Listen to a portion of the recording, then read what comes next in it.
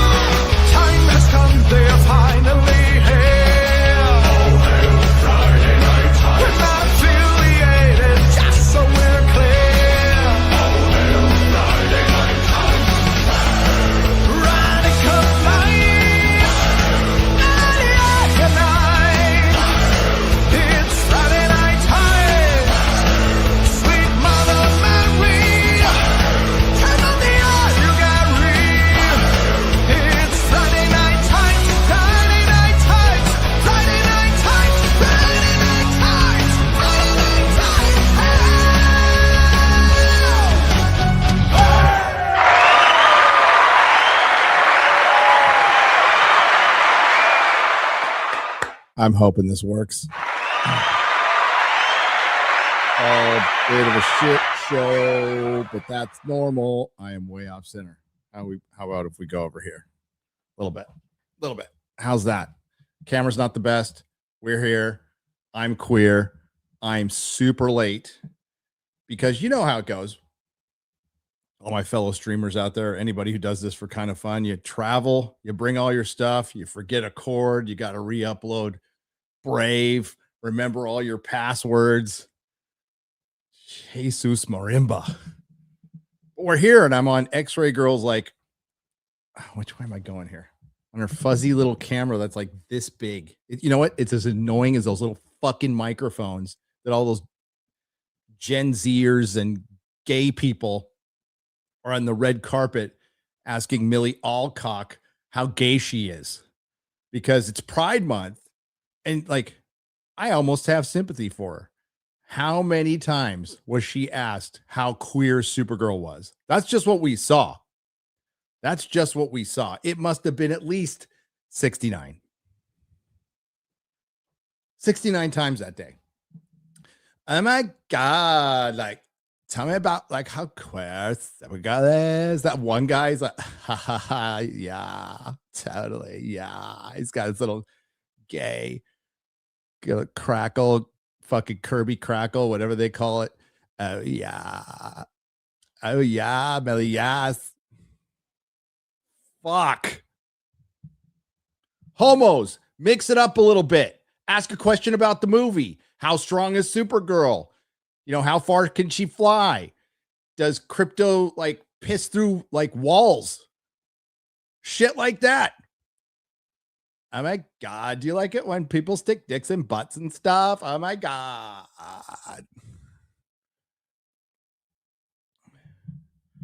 Come on. What was it? Queerly radio? Queer radio? I mean, that's a lot of radio. Queerly radio? Maybe later we'll go check on Queerly radio. Do they have a YouTube channel? Do they have a podcast? You know what? I bet you they were supported by USAID. I bet you they were. Black. No, there's Nerds of Color, Black Geek Girls. One of the two was at CinemaCon about a half hour before Chris had his stroke. And I think this is what brought it on, to be honest with you. And we were there and she rolls up. And this is the only time ever, and I mean ever, I have been to a public event and got just the stink eye. She was mad dogging. She was ready to throw. And I just went, hi.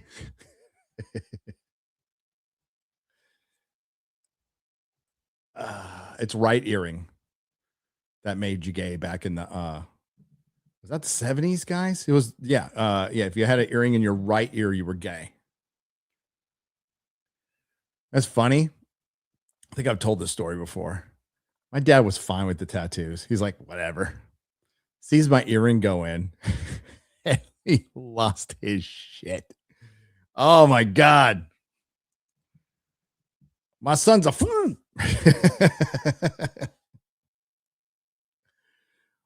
So yeah, I've been driving for 2 days in my beautiful brand new truck, and it's fucking awesome.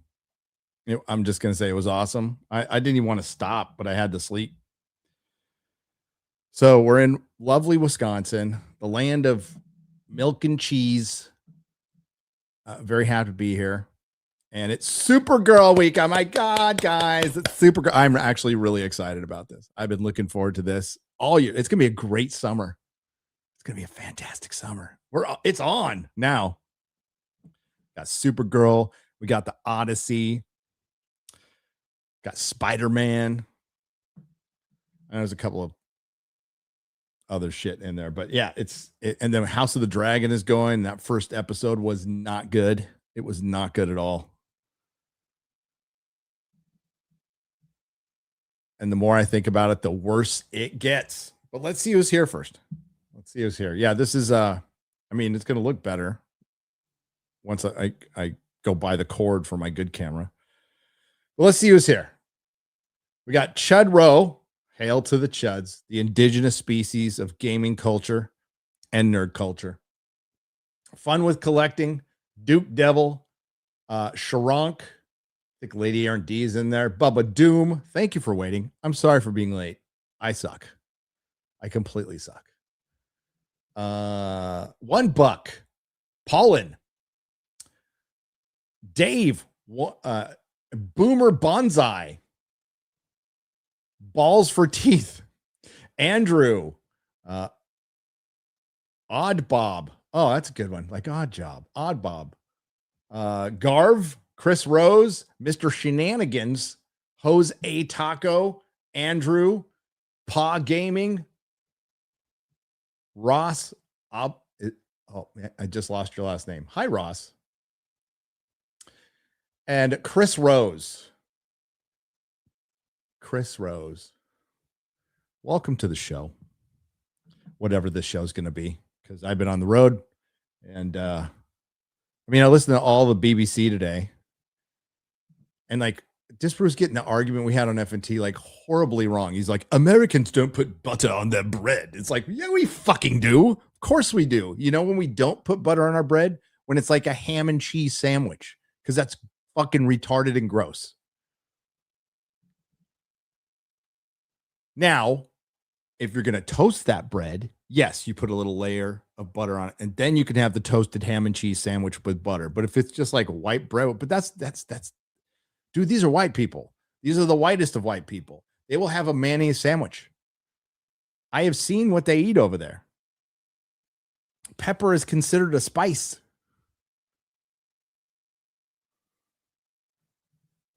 I do want to try beans on toast, though. Disparu, no, okay. Here's the distinction between doubling down on bad takes. Disparu is English, and he will double down on his English takes. Now, we as Americans will think they're bad because they are, because we've improved everything they started. But there's a certain amount of respect. Then there's Jeremy Griggs, who doubles down on bad takes because he just doesn't want to lose, which I also respect. Okay, after his and this is, I almost drove off the fucking road. He's on one of his 50,000 streams, and he brings up the inflation bros, and I'm like, okay, he's going to bring up the argument. And there's certain parts of his argument that I can kind of get. And then he didn't bring this up on FNT. This is his final thesis on why adjusting for insurance on the box office is retarded. And it is his dumbest take in the history of Jeremy Griggs. And I shit you not. So he wanted to bring up Gone with the Wind again, which no question is the greatest selling, biggest box office of all time, just based on tickets sold.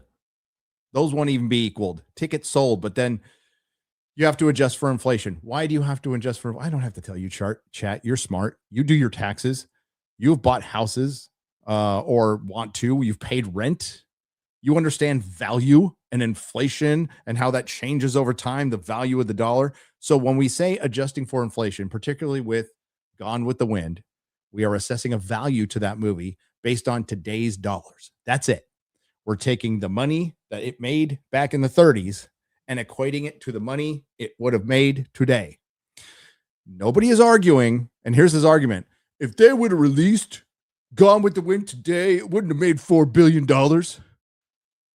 You know what? If they released Avatar 1 in 199 AD, they would have drawn and quartered James Cameron for being a heretic. That's not the argument. It's applying value. Your political channel, sir.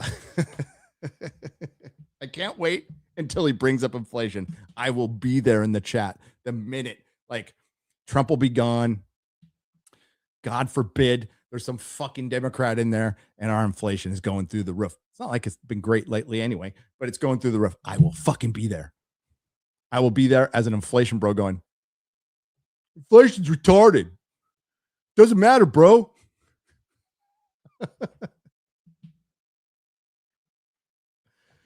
Oh my God. I love him to death. I love him to death. I will defend his right to be as retarded as he can till the day I die. I love that man. But holy shit, when I heard that, I'm like, what? If they released Terminator 2 in 1918, people would have been blown away because they could actually hear a fucking movie.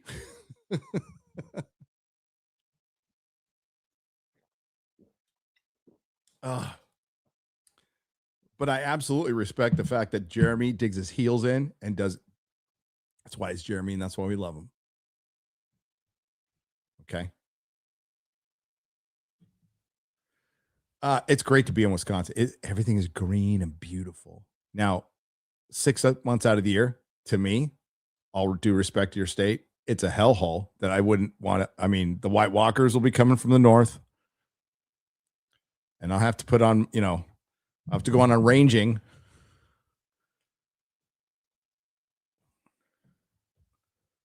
But spring, summer is rad. Is absolutely rad.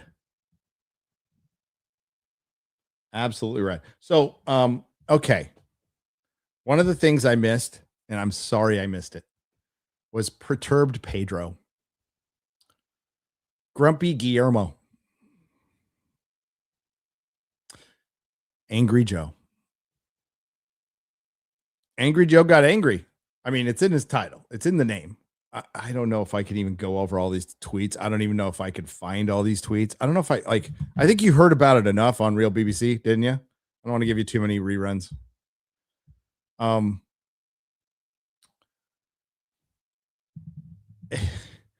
He seems to do this once in a while, and he seems to he's always usually going after Jeremy. This time he went after Disparu, It seems like he really needs to defend his DC. He likes his DC. So do I, dude.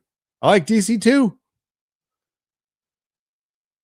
I'd like to see it properly represented on screen, and I definitely don't want to see it from James Gunn, a guy I supported getting the job, a guy right up until the moment I started seeing Superman. I'm like, I want to see this movie. I hope he's the right. Now I have my doubts, but I'm like, I hope he's the right guy. He's made some movies I like. Let's go. David Cornsweet looks good. I'm glad they brought the trunks back on the outside, but the rest of the costume, admittedly, looks a bit shit. You know what the thing I don't like the most? All due respect to Alex Ross, legend. You're a legend, dude.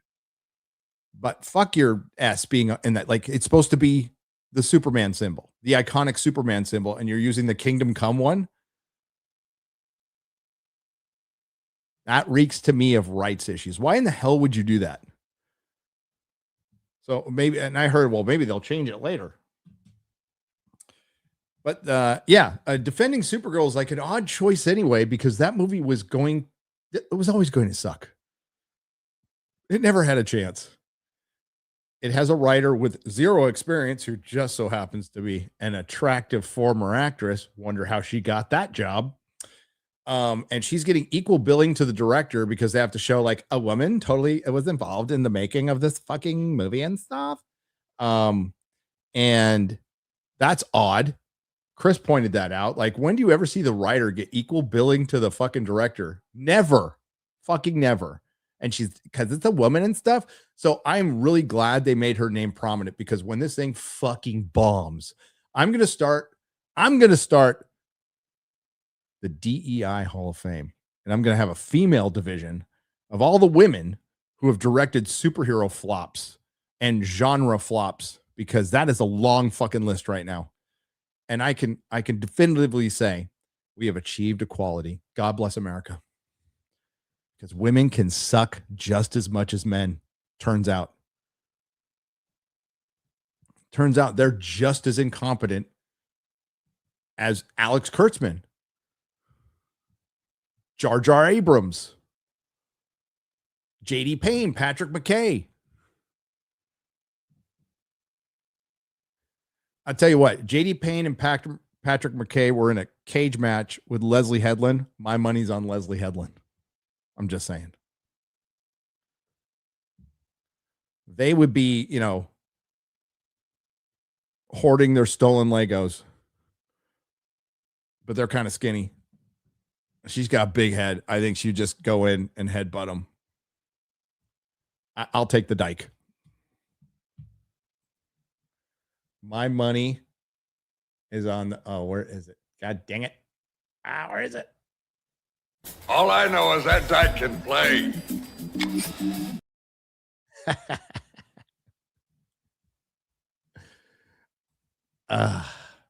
It's so good to be live streaming again. I missed you guys. It's been like 2 whole days. 2 whole days. We're gonna do a square up later. I don't know if we worked on any news today. I don't think so. So Angry Joe, back to Angry Joe. So Angry Joe melts down on Father's Day. So Angry Joe spends all of Father's Day showing us what fatherless behavior looks like. Now he might argue, well, you guys are going after Supergirl. Yeah, I am, because it's fun, because it's funny. I am not angry at all. As a matter of fact, got a little joy in my heart, a little tippy tappy in my step. I love taking the piss out of Hollywood, because I don't feel bad about taking the piss out of a multi-billion-dollar industry that has had every advantage in the world, that has monopolized entertainment for years, gate kept so many people out, and then started gatekeeping like legit people out through their unions and their DEI, and they're fucking everything up with all the resources in the world. You should be mocking that. That's precisely the thing you should be making fun of. Oh, and then there's the added caveat of they thought they were so good and safe, they could tell half the country to fuck off. Consistently. For years. And the fact of the matter is, the movie star, I mean, is not only eclipsed by, I mean, like, this doesn't make me happy, by the way, because but the word I'm about to spit out, I fucking hate. The movie star is being eclipsed by the influencer. It's going to be eclipsed by a few more things. Like, it's going to fall down the line. Because I wouldn't put the influencer in the same. I mean, some people will, but I think a streamer is different than an influencer. Influencers are the people who hold those little fucking mics, right? I couldn't tell you who any of them are. I don't go on TikTok.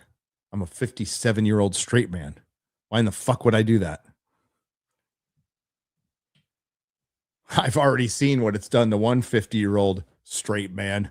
If you know, you know. By the way, Furiosa flopped.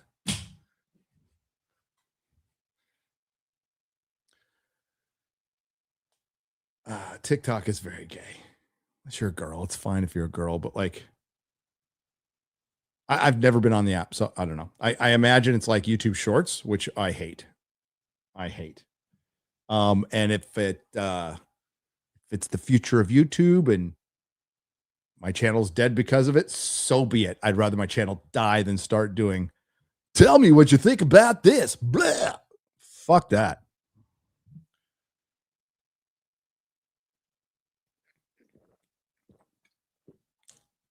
Vine was pretty cool. You know, my kid loved Vine. The kids love Vine, but Logan absolutely loved it. And there was actually some pretty good creativity as far as I know. And it created a lot of good YouTubers. I don't know. I thought Elon was bringing it back. What happened? But yeah, YouTube Shorts. And listen, people will tell you, including one guy, you have to play the game. No, you don't. No, you don't. As of right now, no, you don't. YouTube is favoring them, but those are subs that are, it's not even fast food. There's no nutrition to it. Nothing, you get nothing from it. They will not watch your long form. And I mean, long form by 10 minutes, and they definitely won't watch your streams. So it's turned into three different, I won't say algorithms, but there's three different audiences on YouTube. There's a streaming audience, there's a video audience, and I guess there's a shorts audience, right? So I don't feel like I'm missing out on anything personally. As a matter of fact, I'm not. Yeah, you guys are here. Thanks. I appreciate that. Hi, fellas. And 9% ladies. How many ladies we got in the chat tonight? Like 4. There's Trish. She's a lady. I mean, as far as I know, Trish.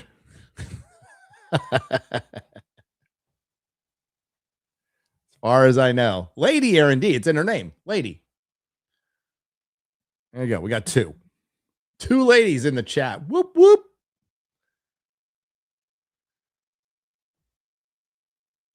You're a bi girl, so what you can hit on the 2 ladies in the chat. I mean, they're probably gonna say no, but you know, you never know until you try. Oh, there's like 3 or 4. Man. Whew. It's the beard oil. Hi, ladies. All right. Angry Joe on Father's Day goes after Disparu, goes after Az, goes after Perry Chan. Joe, stop the Asian hate, bro. You lay the fuck off my editor. His Supergirl Chaka thumbnails belong in the fucking meme louvre. And I hope he keeps cranking them out just to piss you off. We're going to go full Chaka on the dailies. By the way, I love Chaka. Land of the Lost was my fucking jam when I was a kid. And I don't think she looks like Chaka. I backed her casting. I said she was pretty good in House of the Dragon. Let's give it a shot. Now, I would blame. Disbrew said it earlier today, and he's 100% right. Superheroes need to be 10s. Period. 10s.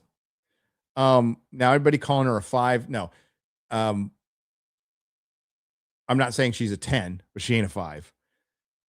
Gillespie and the cinematographer, who I wouldn't be surprised, I don't know, somebody in the chat might know, is it the same one who did Superman? Probably not, but it looks like it was. It should be fired just because the movie looks like shit. The framing is fucking bizarre. They're shooting everything from the fucking bottom. It looks like a fucking brown turd. It looks like the Mexico filter, but with more piss and shit.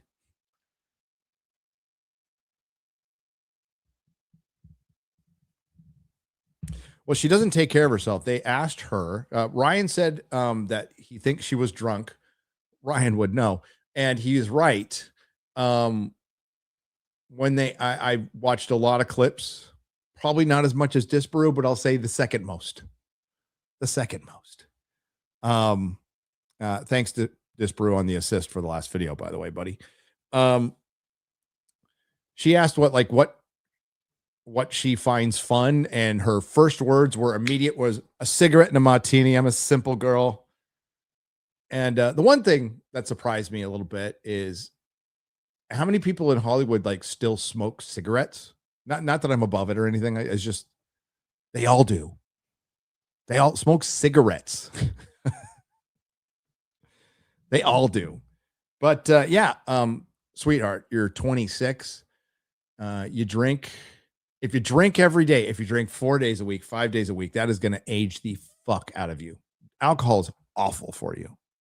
I've said it before. There's a myriad of drugs out there, and most of them, they're all fucking bad for you.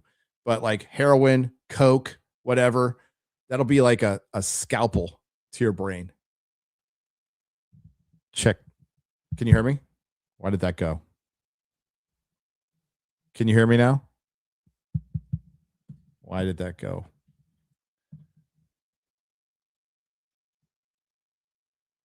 What happened? Give me a thumbs up if your sound is good. Okay. I'm just not hearing it through my headphones. Something blew out. Okay, good.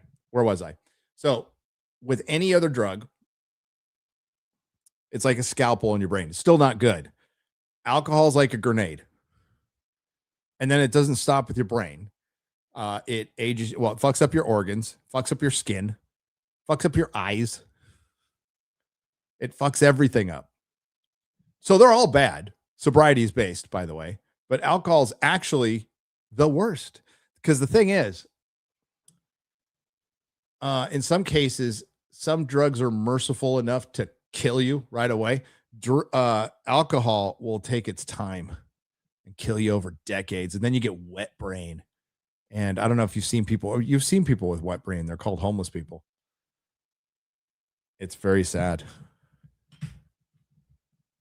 It's very sad. Well, these are useless. I think I just blew it out. Okay. As long as you can hear me, it's fine.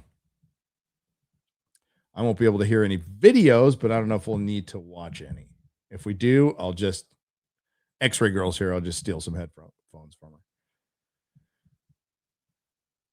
Yeah, so alcohol's bad. And somebody should tell that to Angry Joe, by the way. I think somebody should tell that to Angry Joe. It looks like a little too much tequila that night. It really did look like a drunken rat. I've seen them before. Unsolicited advice for my fellow content creators.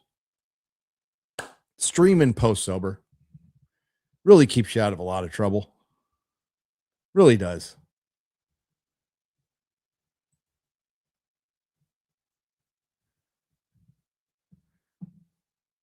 But yeah, there was a whole day of that. I mean, when he brought up my thumbnail, it wasn't even whatever he was talking about had nothing to do with the thumbnail. Again, it was a beautiful thumbnail, and I appreciate what Perry did. And we have a plethora of Chaka thumbnails, and we're not good. No, like, hey, no, vaping's not good for you either. That's why I said, I'm not above all this. Okay. Just admitting that. But I was just surprised how many young people still smoke cigarettes. What's up, Raging Rhino?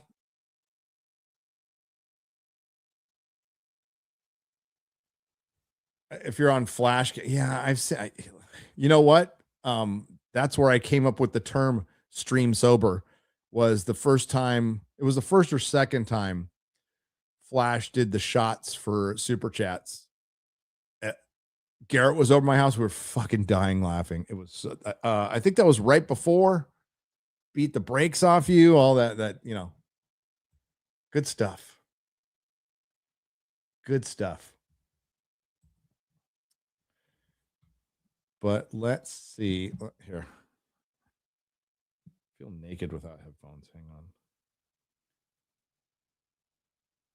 on. Oh, look at the little dog. Can I borrow some headphones? Please. Not ease. Please. God, I am retarded. Jesus. Oh my God. I can't type. Sorry, that was loud. So, Az made a 40-minute video, which I listened to today on the whole situation. I don't think I need to add anything to it. I don't know what Joe was arguing about. I will just tell Joe, I mean this from the bottom of my heart. The Chuds were fucking right again. And I know it can be really frustrating, but life isn't fair, buddy. That's all I can really say.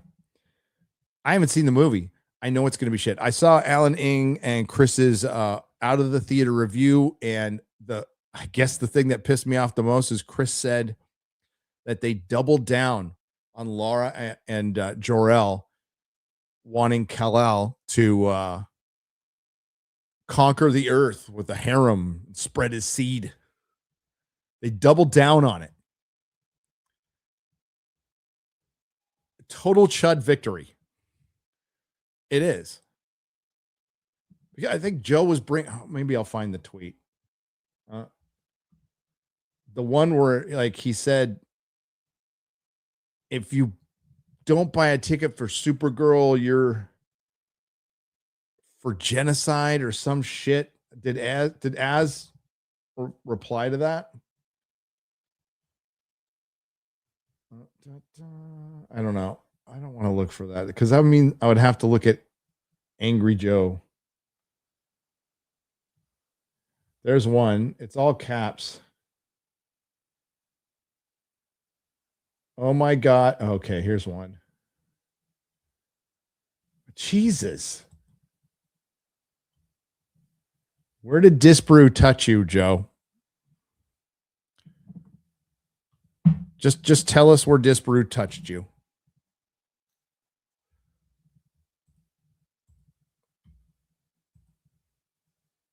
I mean, I won't do anything about it. This is just one of, like, and I'm sure most of you know, and for those of you who don't, you're just better off. You're just better off. He touched him at church.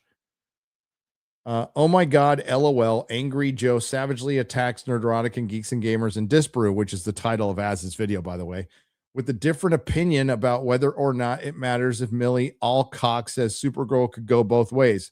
It does matter, you dipshit. In a random interview. It wasn't a random interview. These were hand-picked influencers by the marketing department at Warner Brothers, which is soon to be owned by David Ellison's Paramount, which I'm sure is going to trigger the fuck out of you. But yes, the Warner Brothers marketing department, which I assure you is run by a 25-year-old woman who just graduated from UCLA, and her dad is an executive somewhere in Hollywood. I don't think I'm wrong about that. And I just pulled that out of my ass. I think I'm completely right. Maybe USC. But it's a 25-year-old woman who just graduated from USC or UCLA and got the job before she had any chance to prove herself because her daddy is an executive somewhere. She picked out all the influencers who have, listen, if you have 15 followers, that's 15 more than you had before. So no disrespect to that, but that's who you're giving the interviews to. Not that I want to do a red carpet, because if I did a red carpet, guys, if I did one red carpet, All I would do is walk up to the actors. I'd walk up to David Cornsweet. How much pussy have you crushed this year? That's all I'm going to do.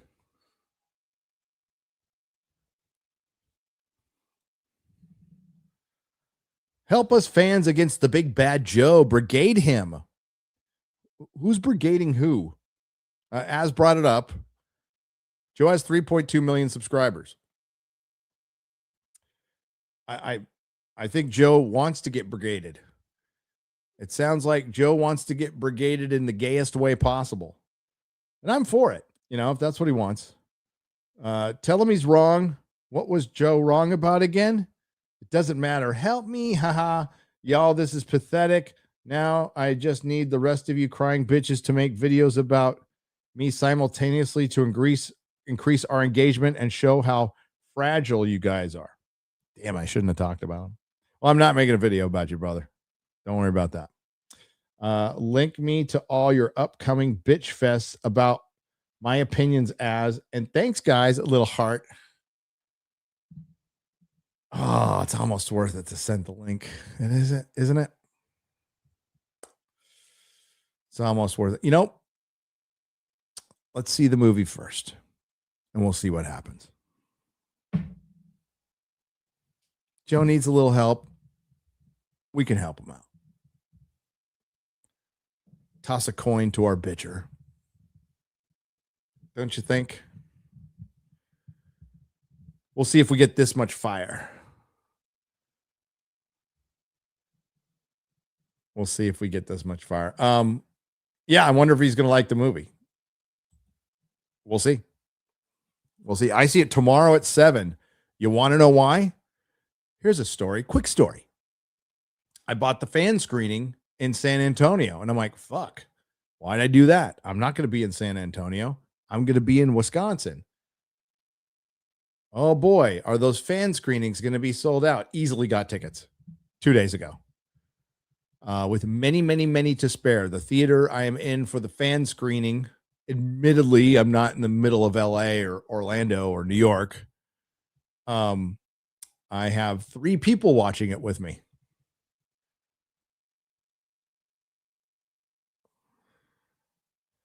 Three people. That's why I made a video. I'm like, holy crap. And then I started looking at fan screenings.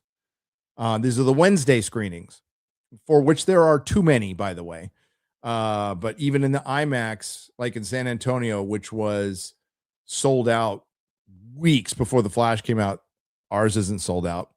Burbank is sold out. I put it in my video, but there's a bunch of places that just you can go tomorrow if you want to go and get a fan screening ticket.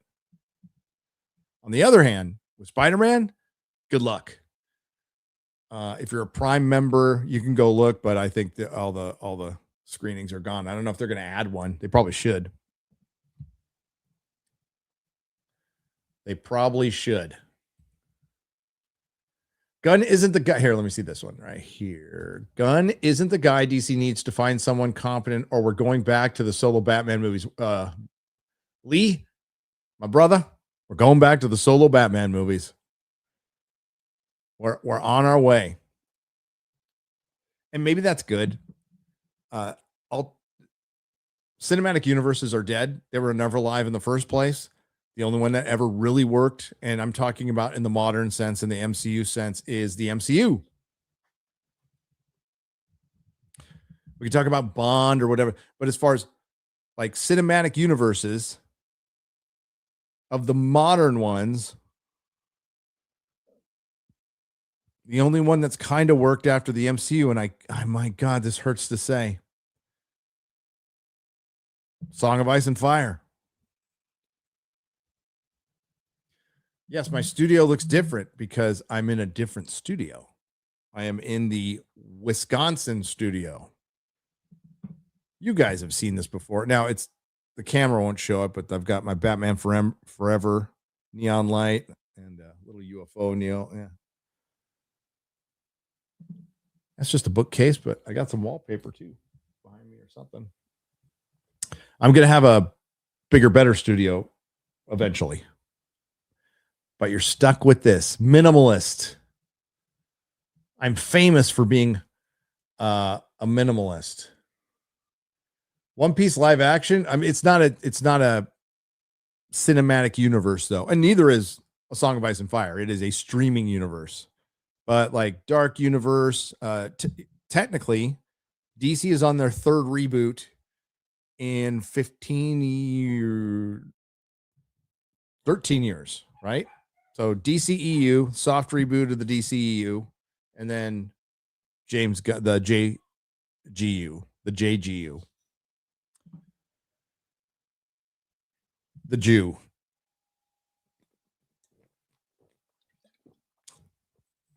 Oh.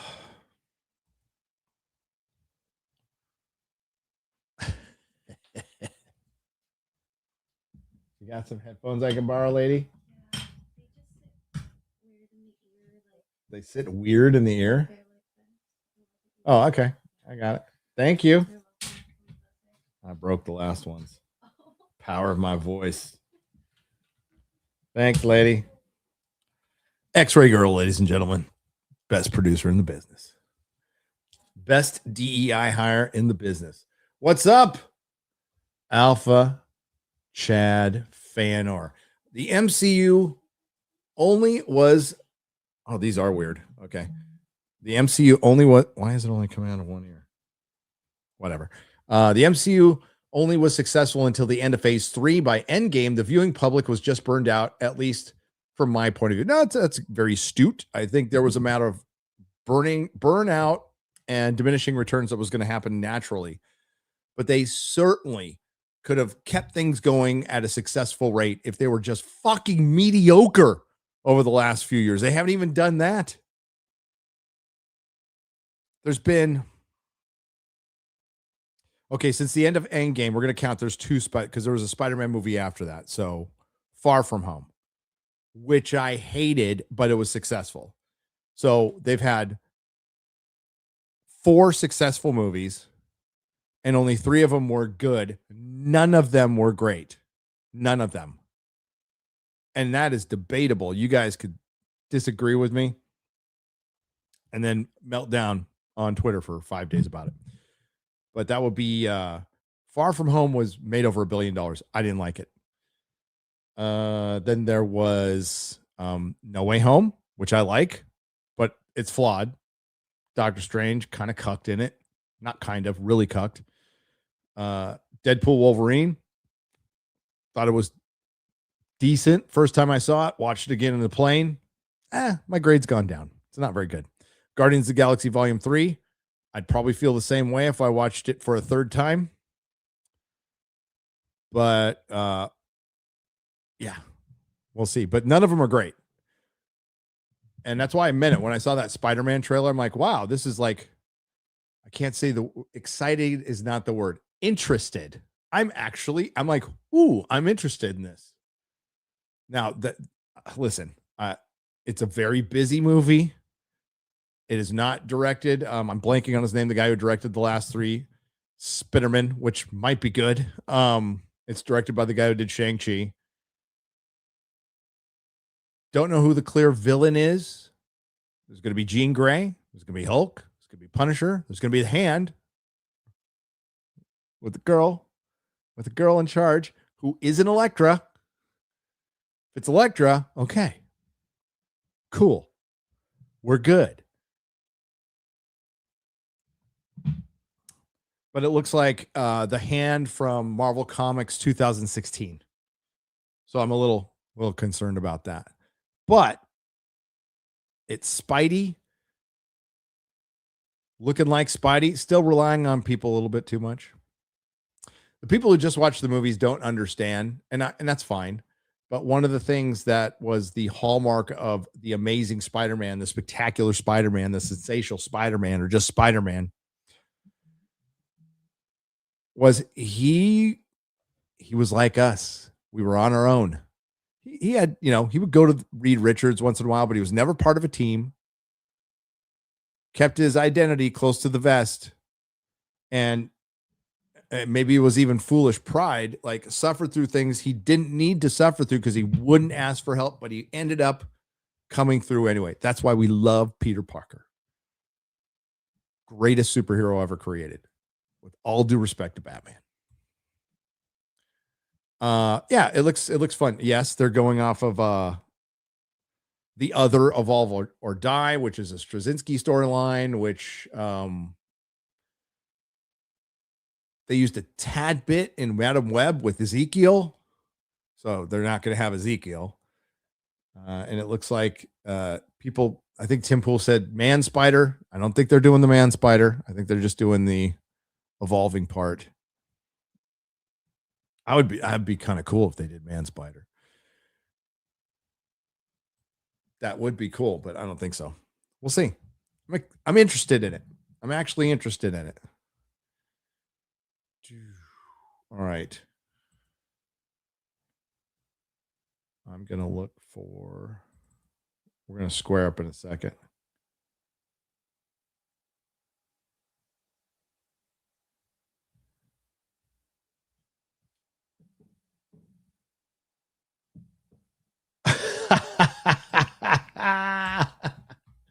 This motherfucker.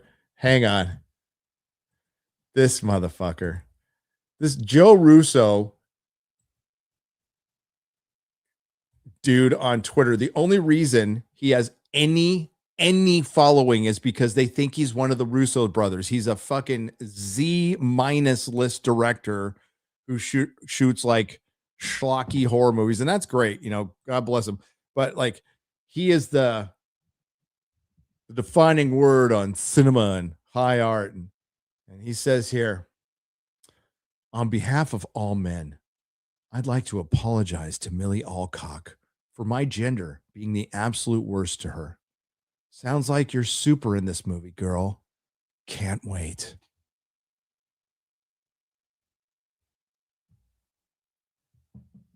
Your Russo brother, sir. Milady. Mahler has the best tweet. Hope she sees this, bro.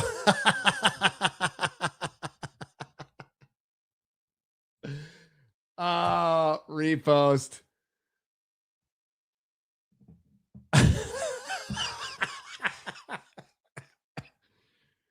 I'd like to apologize on the behalf of my gender. If you, okay, no man would ever say that unironically. I'd just like to apologize. You know what? I know a lot of women are giving her a lot of shit right now. Is that okay? Fake Joe Russo.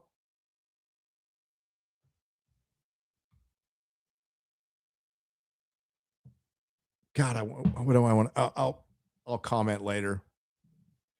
She might see it if he keeps something to the effect of she might see it if he rolls with the fact that he's a fucking fake Russo brother. That's how he's gotten attention on Twitter this whole time. Fake Russo brother. Great response by Mahler. Good with the zingers. Oh, Jesus. I mean, God, I promised my mom. I promised both my moms. Because I'm not a Christian. But who haven't asked me to do much, right? They've given me birth. And they've asked me to stop taking the Lord's name in vain. And I'm like, Jesus Christ, Mom. No, sorry. But I'll try. It's a bad habit. But if your moms ask you,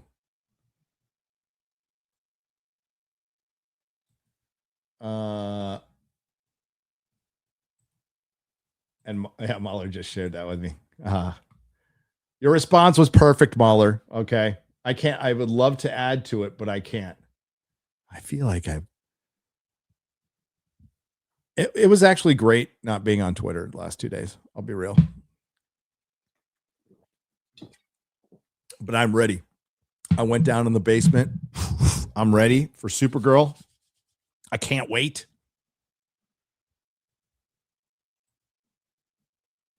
We got a new member, Iron Bill Smith. Welcome, Iron Bill Smith. It's a good name. Did you see Batman Knightfall trailer? No, is it out? Well, obviously, if you're asking if I saw it. I saw the Doomsday League footage. we were just on Rumble, I'd show it to you. But we are not. Thank you for being a member for 11 months. Andrew McCarty, been a member for 2 months. DS9 is peak. Boy is bad. After Buffy streams, would you and Mahler do TNG and DS9? I have a feeling DS9 is Mahler's show ultimate. We'll see. I mean, that would be years down the road, but I'm not against it. Just keeping it going. I would like to do like a Babylon 5 first. Now, I don't know. I like, gun to my head, I like DS9 better because I think it ends better than Babylon 5. But Babylon 5's peak moments are fucking good. So good. Odd Bob is a new member. Welcome. Hi, Gary. Welcome to Wisconsin. Hit up Freak Toys. I do often. Alex, I'm there like, I'll be there within 3 days. That is an amazing store. Absolutely amazing store. One of the best vintage toy stores I've ever seen. They have Captain Kirk orbital skydiving figure from the scrapped Generations opening. What? How much is it? They have the Tom will know more than me. I want to say it was like Wonder Bread or something. They had an early He-Man, right, with dark hair. They have, it was a couple grand loose. They had that there. They had the USS Flag. I said flag. In box. You don't see that in the wild very much. Black Shirts is becoming a member. Thank you very much. Trying to catch up on streams, but has there been an update to the meetup in Vegas? There has. Thank you for asking, sir. There has. So we have a location locked down. We have it locked down. It's in Las Vegas proper, not like on the strip, okay, but it's in Las Vegas proper, not far from the Millennium Fandom Bar. I can talk. Millennium Fandom Bar. So it's not far. Due to recent events, we are going to keep the location secret for now and probably very close to the event. But we're going to open up the RSVPs on Friday. And we're still working out like how many people we can get in, but we are opening up the RSVPs on this Friday Night Tights. It is August 6th from 6:30 to 10 p.m. The place is cool. There's plenty of room. You'll be able to drink and eat and shoot the shit all you want. Free to come in. We had to do things a little differently because we were in a pinch because Melissa had worked for weeks to get the Punk Rock Museum in Vegas, and they said yes, and we gave them a deposit, and it was all good to go. I made an announcement on this on a Monday night show on Nerdrotic at Night, and 25 minutes later, they pulled the plug on us. They pulled the plug on us when they said, well, we miscalculated the overtime for security, so the event is canceled. And I'm like, whoa, what? I'll pay the overtime. Crickets. So we all know what happened. Either somebody who works there went and looked at the channel, watched an episode of Friday Night Tights, although we told them, and somebody from that museum initially reached out to us. Okay. Or they got called by somebody. I don't know. The experience wasn't very punk rock because Melissa had to go through multiple calls and it had to go through board members and committee because nothing says punk rock like board members and committees. Yeah, yes, I know it's a non-profit. But yeah, I would, you know what? I would, this fucking bullshit of lying. It's just tell me the fucking truth. Don't yank my fucking chain. You got a call. You got cold feet. Just tell me that. And I probably wouldn't have said anything. But you pull out this fucking lie. Fuck you. The Punk Rock Museum is a bunch of fucking pussies. We're more punk rock than the Punk Rock Museum. We're too punk rock for the Punk Rock Museum. And real punk rockers would fucking be ashamed. But I know half of them out there are a bunch of fucking commie little bitches. Fucking listen to Green Day. Because nothing says punk rock than rooting for a system that is more government. God, they're fucking retarded.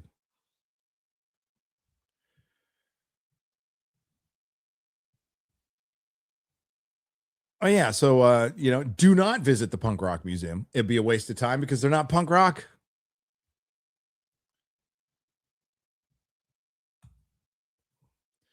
Duke Devil has gifted 10 Nerdrotic Live memberships. Hail, brother, for 50. I drew out my soundboard. Oh, this is a new one, though. What's this? Nope. Okay. What's that? Nope. What's that? Okay, I know what that is. There's that. Okay, that's all I need. Hope I'm done annoying you. Duke Devil, hail, brother. Thank you. Aren't I going to be on a... Aren't we doing something together soon? Show? Something to that effect? My entire schedule is going to have to change, by the way. Fair warning. Some things have changed. Gary, where have you been? I was arguing with people on why Doctor Who died, being called Istanphobe. Are these fans closer to Daleks or Cybermen? Cybermen. I have more respect for Daleks. Listen, they're calling you Istanphobe after the show that the people who would call you Istanphobe would fully support was canceled. The reason why it was canceled, the kind of people who go out and call other people Istanphobes were the target audience. They were the target audience, and there wasn't enough of them out there to watch, support, and they mostly don't have any money.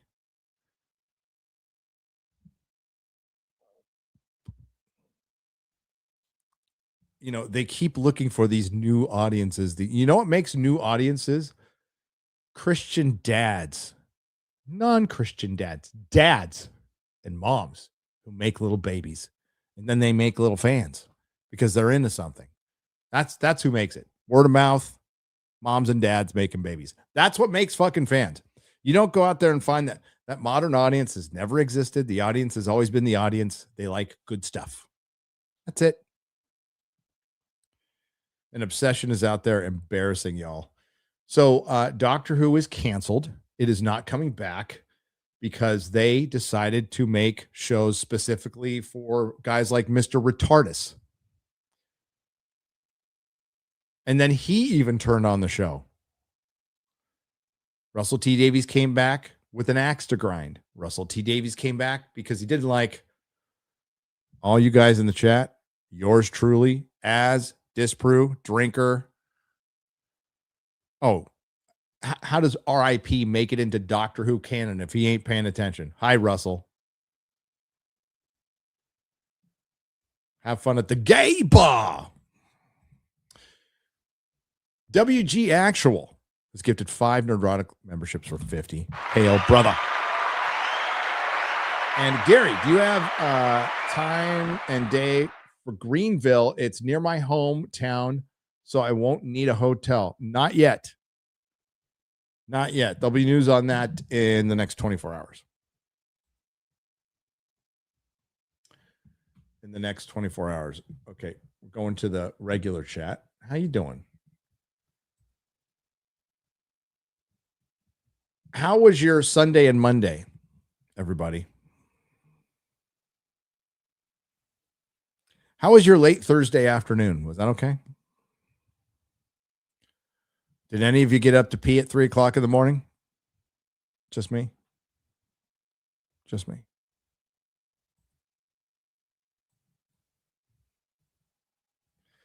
Oh, watch the Batman Knightfall trailer. Okay. We can do that. And then we'll get to the score up. We can do that.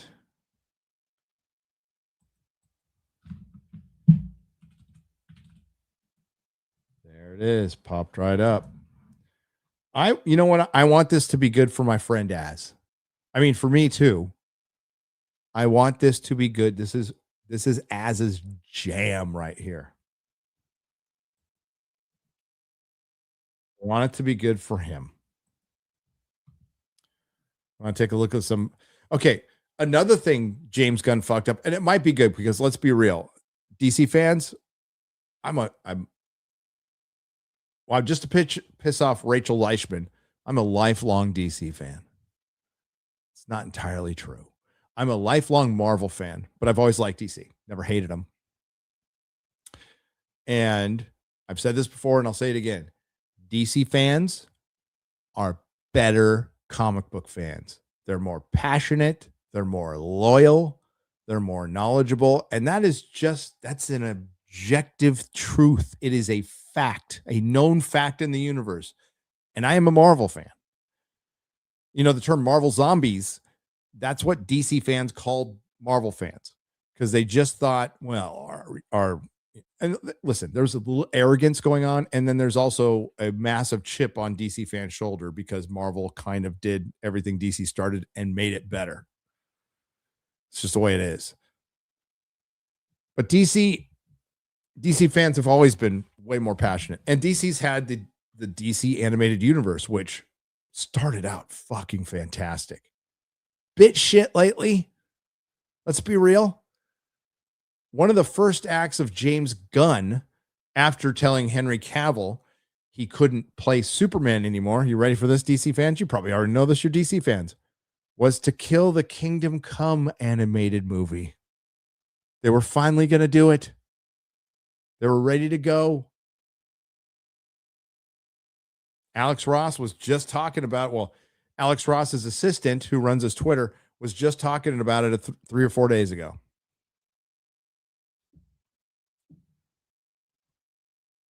I would rather have a good Kingdom Come animated film than any of the JCU.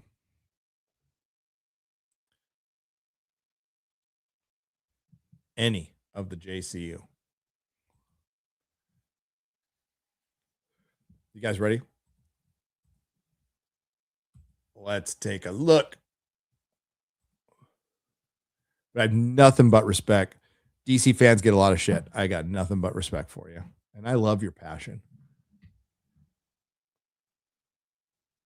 I love it. Let's go. I'll make sure the volume's up.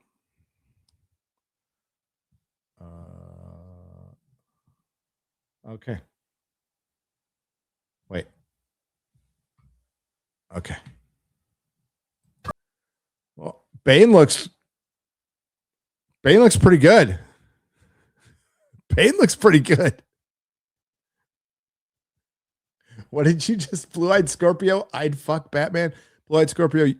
I mean, to be fair, you'd fuck anything. Just saying, buddy. Okay, so I want to look at the animation a little bit. I don't hate it. I kind of like it.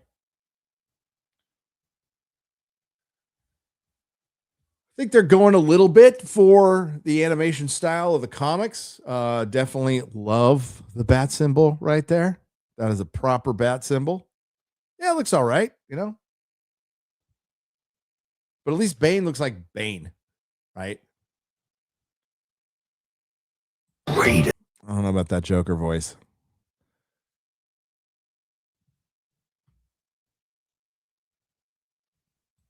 Garrett says Bane, voiced by Michael Mando, same actor who played Scorpion and Spider-Man. Did a good job. Don't know about that Joker voice, though.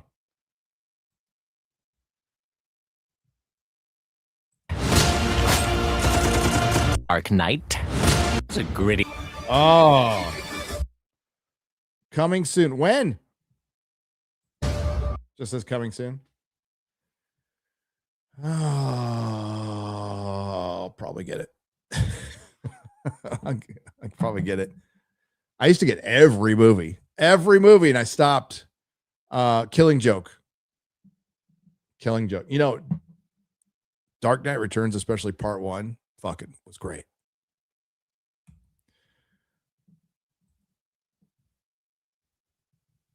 Yeah, I hope it's good for Az's sake.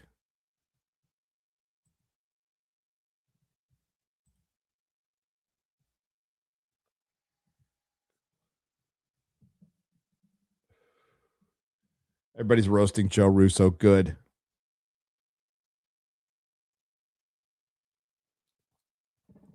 Yep.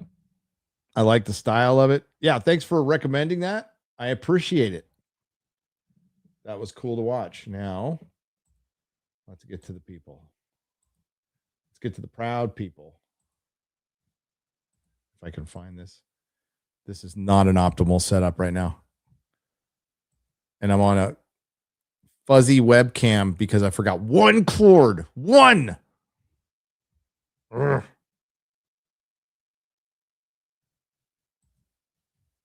Oh my God.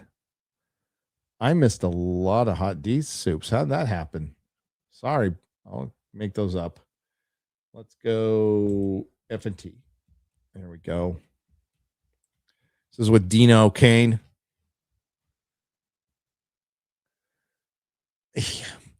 The Batman voice, it's not even going to be fair, really. Like, it's just not going to be fair.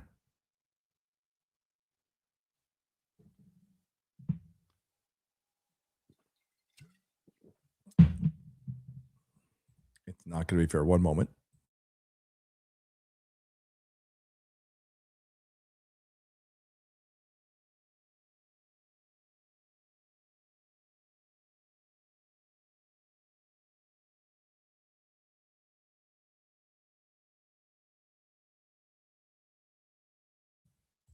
Sorry for the delay. Let's bring this over here. Oh my God, that is way too small.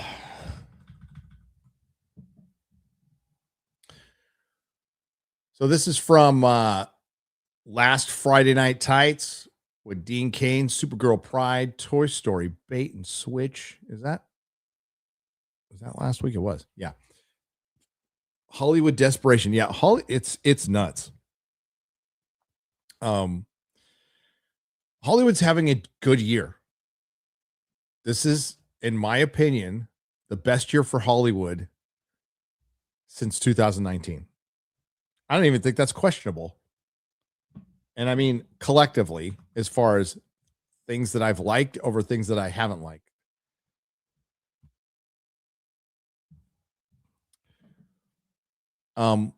I can give you 6 things. One's not Hollywood, though. But I've seen 6 things I like this year, and we're halfway through the year. That has not happened since 2019. And I haven't even seen everything yet. So that's good. Bad news is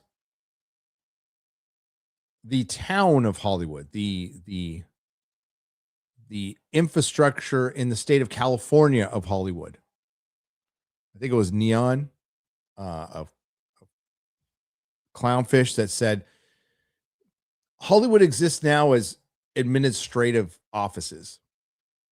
Nothing's really being shot there. And it's over. It's over for centralized Hollywood. And I think generally that's great. And it's incredible that a bunch of retards in their room predicted this 5 years ago. And it was exacerbated and made, well, same difference, made much worse by the strike. And here we are. And now you're getting embarrassed by YouTubers. And not just like us making videos, like YouTubers going out and making movies. Now, one of them says he's not a YouTuber anymore, and the other one says he is. It's like, whatever. They can say whatever they want. I don't care. But, yeah, bad time for Hollywood. Bad time. Mark, for $10, he just drops $10 in the donations. Walks away. Thank you. Draugen for 5 says, hail all, first super chat here. Oh, I got to hit the right button.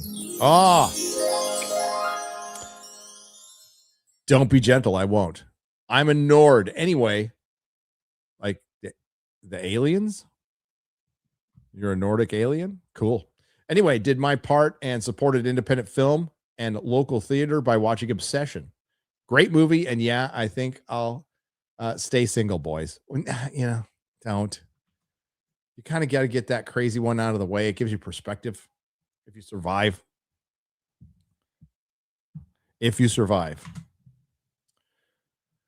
Big PD81 has gifted one Nerdrotic membership for $5. Jesus Davila has done the same. Trish Page has done the same. Thank you. 21 Palika has done the same. Alex 901 has dropped 10. Doesn't say anything. Thank you for the donation. The Planet Willow for $10 says, once Gary plays mixtape, he's going to want to beat the youth again. Beat the youth? I don't know if I beat youth. I mean, I got in fights when I was younger. Are we talking about beat? I don't want to get into that. Clank, I'm a tank for $5. Millie makes a good princess in a fantasy where your mom can be your big sister and your dad can be your uncle, but not Supergirl. Not Supergirl. So much shit for $10 says, I'd love to see a Gen 13 comic book adaptation. Bring back sexy people. I don't need people that look like me. I have a mirror. Gen 13. Man, you want to talk about a comic book that was made for like CW? Sorry, but BND trailer revealed way too much. Brand new day. First trailer was more than enough to get my ass in theater. Hulk would have been sick surprise. Also, why is MJ back? Well, it's part of Peter's through line. We'll see what happens. I thought that was a great way to dismiss her, but yeah, we'll see. But they showed a bunch, but what's the movie about? I can't even tell. So that's good. I love the trailer. I am the wizard who knocks for $10 says, Disbrew, thanks for recommending MI5. It became one of my favorite shows. You should warn people about the first episode, though. British pro-lifers blowing people up was pretty silly. Is there a lot of pro-lifers in the UK? There might be. I don't know. Mechanism Studios for $5. Since Roger Craig Smith voiced Batman in Arkham Origins, does it make sense for him to sign Batman Volume 2, number 0? It tells the Batman origin in that issue. People can sign what they want. They can sign what they want. I have a blank Captain America Fallen Sun, a blank cover, and it had nothing to do with Stan Lee. Stan Lee helped break the character back, but he didn't help co-create it at all. Didn't write that, but I asked Stan to sign as big as possible on that blank cover, and then I had it slabbed. People can sign what they want. Aaron Pipes for $10. I want Disney to embrace the values of creatives. After all, Ryan and Jeremy would love a modern audience Disney movie with scantily clothed Japanese schoolgirls. Yeah, Ryan's a weeb now. Saw that coming. Gary, Sony guys, a racism you just said. 21 Palika, Sony guys, a racism you just said. Oh, sounds like my kind of guy. Julio Axius for $10 says, I wonder if the original God of War games is the only piece of media in the 21st century that takes Greek mythology seriously. To me, Robert Eggers has already set a benchmark Nolan has failed to meet. Yep. Well, that's going to be an interesting movie. That'll be an interesting movie. I mean, it all depends if it's good, but let's just say, for the sake of argument, that it's mid.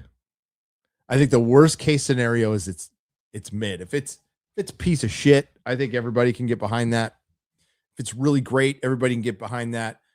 But if it's mid, it's going to be the shit show to end all fucking shit shows, because the Nolan bros, who are way worse than the inflation bros. They're worse than the inflation bros, the insurance bros, the homeowners association bros. They're worse than all of them. They're worse than all of them. The Nolan bros are going to have their heels dug in, and they are going to make the Snyder bros and the Gunn bros look like little children.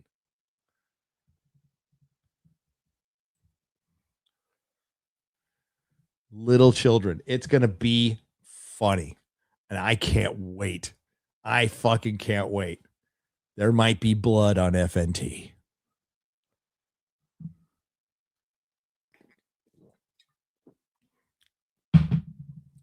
I want to see Jeremy defend Elliot Page. He won't do it. He won't. There's no way in hell. Not Jeremy. He's a fan of Nolan. See, that's the difference. And it's fine. Jeremy, when he finds something that he likes, he just loves it to death. And I like that. And he roots for Nolan, right? He roots for him to win. There's nothing wrong with that at all. That's just not how I see Nolan. I see Nolan as a director who can make some really good shit and some really bad shit. Ultimately, I hope it's good. I just don't know how it can be with a Black Helena Troy. And I don't care if she's in it for fucking 30 seconds. I don't give a shit. But I guess my biggest concern outside from the horrific casting is how is he going to deal with the supernatural elements?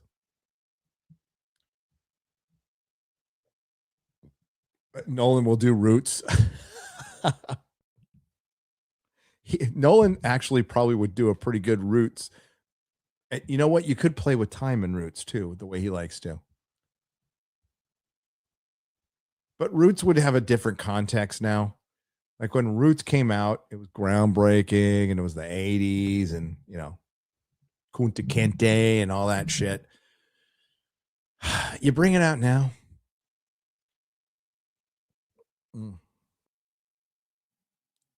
As Jeremy likes to say, it's a different time. You know, it's what we talked about on Friday Night Tights, like a race swap of, you know, Billy D. Williams as Two-Face, Michael Clark Duncan as Kingpin. These were early days. I mean, with the Batman movie, it's like, holy shit, we got a Batman movie. We've been waiting decades for this, and we got a Batman movie. Who gives a shit if Harvey Dent is black right now? By the way, became a white guy later. And the same goes with Daredevil. It's like, well, at least they got the guy the size of the Kingpin, right? And it's like, holy shit, they're making a Daredevil movie. What? Never thought I would see a Daredevil movie, much less the Ghost Rider movie. I revisited Ghost Rider recently, both Ghost Rider and Spirit of Vengeance. I fucking love those movies.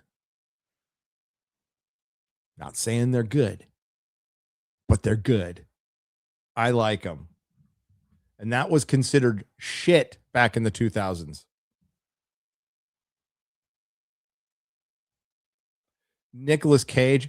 Is he a good Johnny Blaze? No, but he's a great Nicolas Cage. He's a great Nicolas Cage.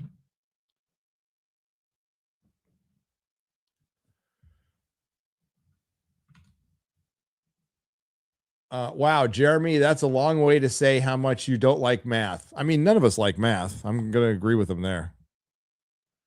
Star Wars sold 250 million tickets. Avatar sold 77 million. Inflation, guys. Yeah. Thank you, Dave. That's the most important part. Star Wars sold 250 million tickets. 250 million. That's a lot of tickets. That's a lot. That's a lot of tickets. Math gives you diarrhea, angry Shellback. Well, by all means, don't do it. Find yourself an Asian. Ban Jaku. This super chat would have been $2.65 in the 80s, adjusted for inflation. It's 10 Canadian. I was almost going to send Jeremy one today. I was going to send one today. Send him a 50 and just say this would have been $25 20 years ago. But then he would go, yeah, but if they made that money today, it wouldn't be worth the.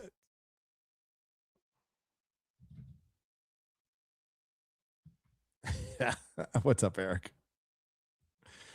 I need to reset that. So Ryan was fucking doing some heavy lifting on FNT trying to help Jeremy, and you got to help your boy, and I understand that. On the inflation bro thing, Ryan's like, I understand. It's like, Ryan, I know you don't. Shut the fuck up. But if Jeremy wants to come in and say, I just want to talk about today's dollars, that's fine. That's fair.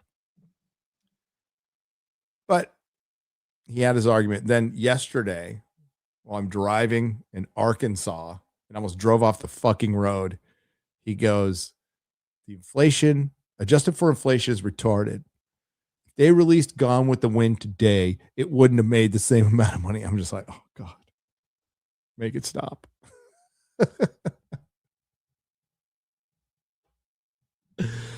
I mean, it wouldn't, but that's not the argument. The argument's value, the valuation of money.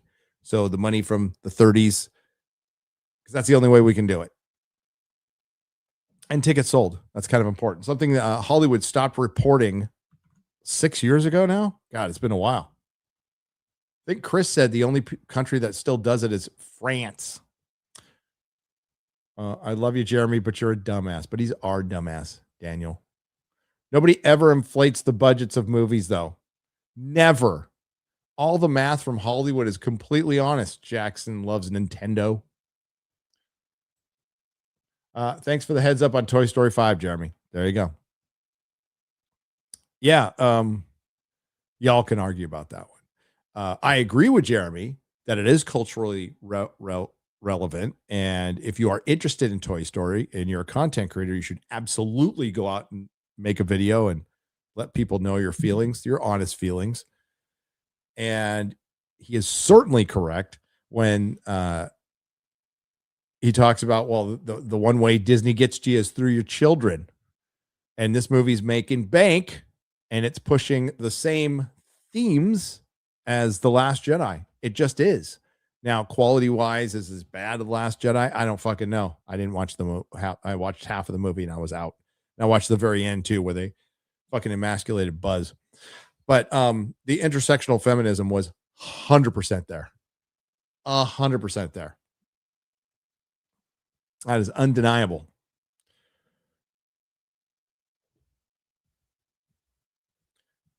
Hail to Jeremy. I was so late for the stream tonight. I almost know how it feels being gay. That sounds like a weird admission, 21 Palika.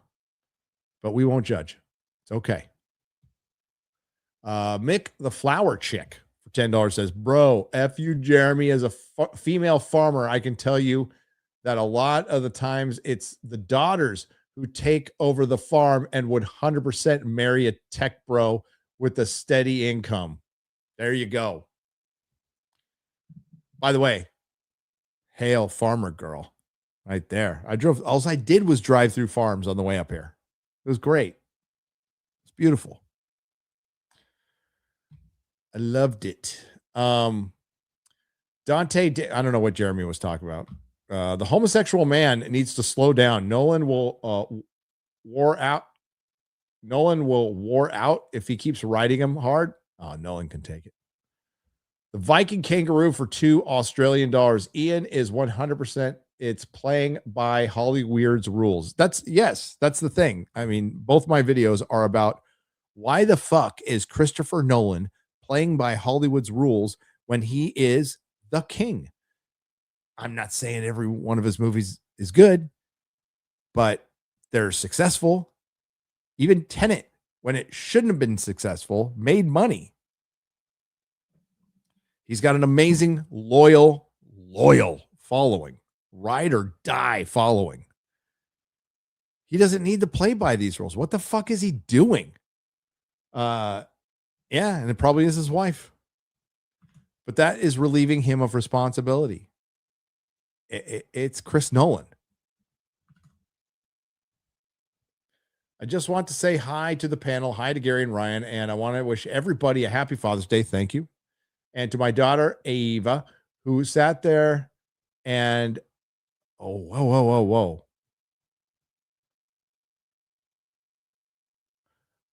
Hang on.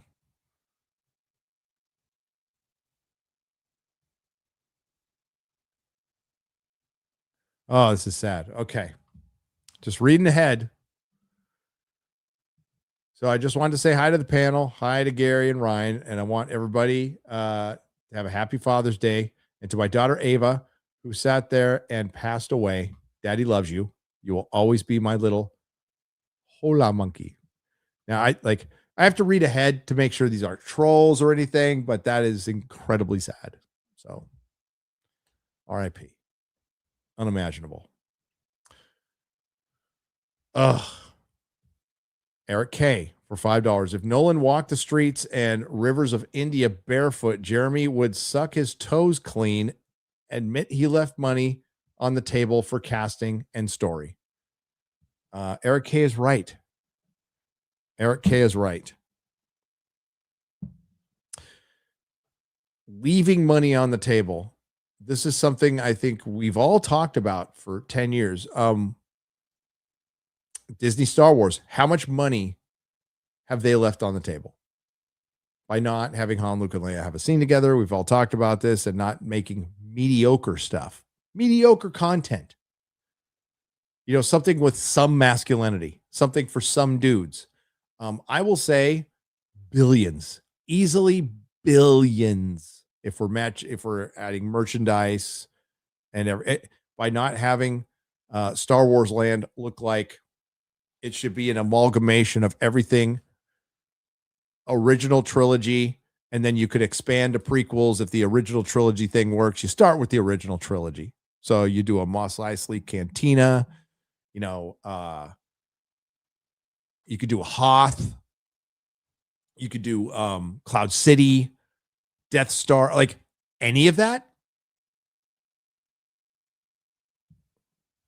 The Millennium Falcon's a good idea. That's a good idea, but it has to be in Star Wars. They left billions on the table while they were praising Kathleen Kennedy, that fucking retard.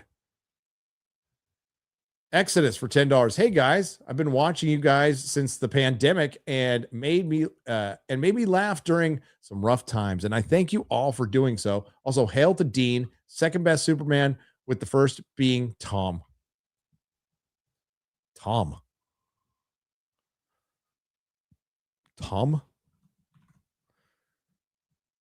Dean is the second best Superman. He'll be the first to tell you that.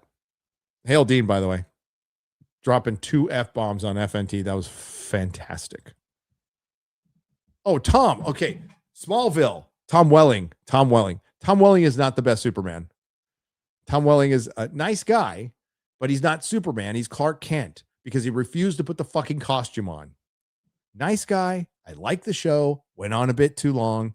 Then he pussed out at the end, and we got to see like Superman in costume who was like that big. He is not Superman, so he cannot be counted as a Superman. He's a Clark Kent. And he still wouldn't be he's not better than Henry Cavill.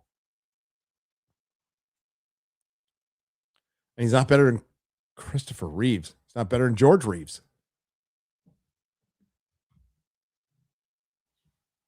But I like Tom Welling, and I love Smallville.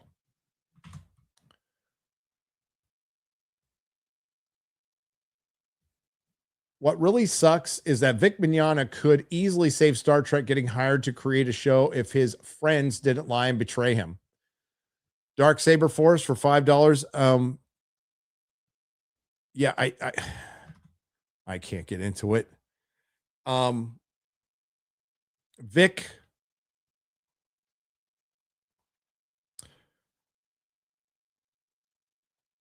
wasn't defended very well. We'll just say that.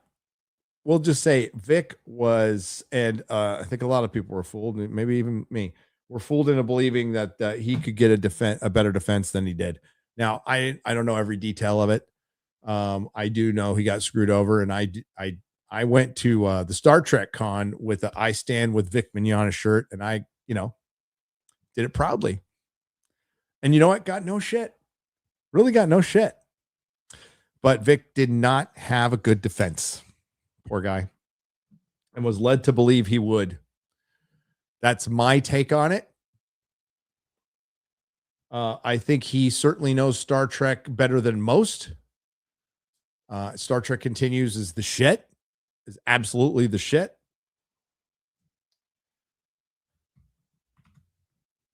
But it also shows you like how nasty, like this wasn't even Hollywood. This is fucking anime voice actors. And he was the most popular. And that's why they took him. Well, he's the most popular. He was Christian. Maybe he was a really handsy, friendly guy. My experience with him is he's a friendly guy. He's a handsy friend. He's like, he didn't grab my fucking sack or anything, but he like, you know, he'll give you a hug and it's fine. He was a nice guy.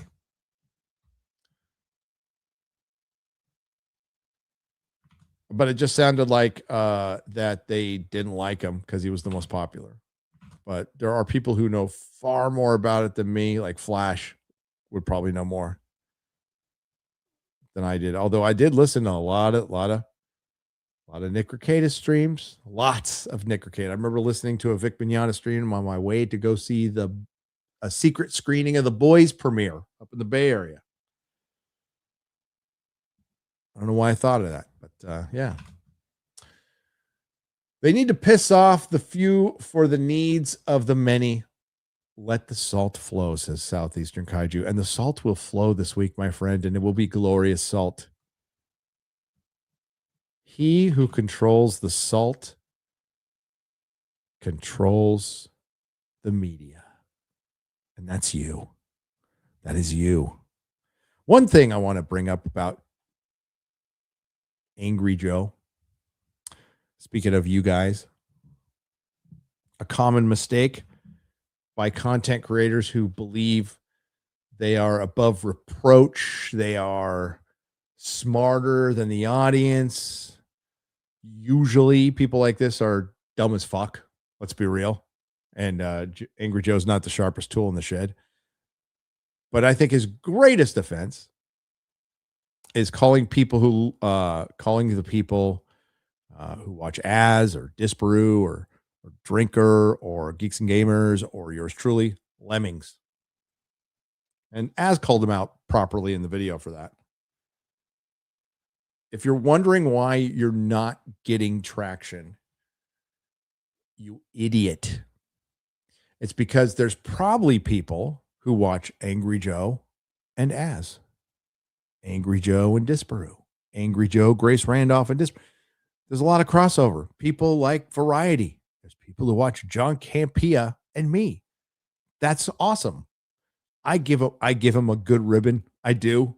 I give John Campea, but like by all means, watch him. Rob's on the show. Rob's awesome. And Campea, oh my God, I'm going to give him a compliment. He could be a good host. I think he's a good host. I think it's much better when he throws like a question out and then somebody actually knowledgeable answers the question like Rob. I think that's the best dynamic, but I digress. But going out and calling somebody's followers lemmings like you're a bunch of fucking sheep. And people do that a lot. A lot of content creators do that. And then they go, why does anybody watch my stuff? It's probably because you've just pissed off somebody in I'll say your own, but in the audience. See, because it's not your audience. It's not my audience. It's not Az's audience. It's not Dricker's audience. We're the audience. We're all like, I watch as much as YouTube as anybody else, but it's the audience. It's not anybody's private audience. And I know, I definitely know there's some YouTubers out there who think they can rally the troops and you'll go be their war dogs for them and all that crazy gay shit. That's your biggest sin. Perturbed Pedro. That's your biggest sin.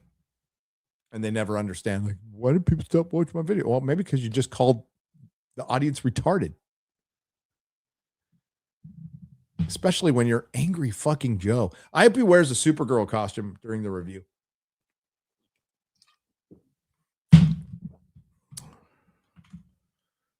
You think he'd know? He's been around long time. Those Channel Awesome dudes. That's a good doc. I forgot who made it. Good Channel Awesome doc. So Supergirl is a good movie after all? Who would have thought, says Frank Stromberg for €5. Actually not. I mean, I'll find out when I watch it tomorrow. I'll find out. But Chris didn't like it. Alan Ng didn't like it. Yeah, understand now that's why it hurts to agree with Good Jer. Toy Story better than OT. F off. Did he really say that? Did he say it was better?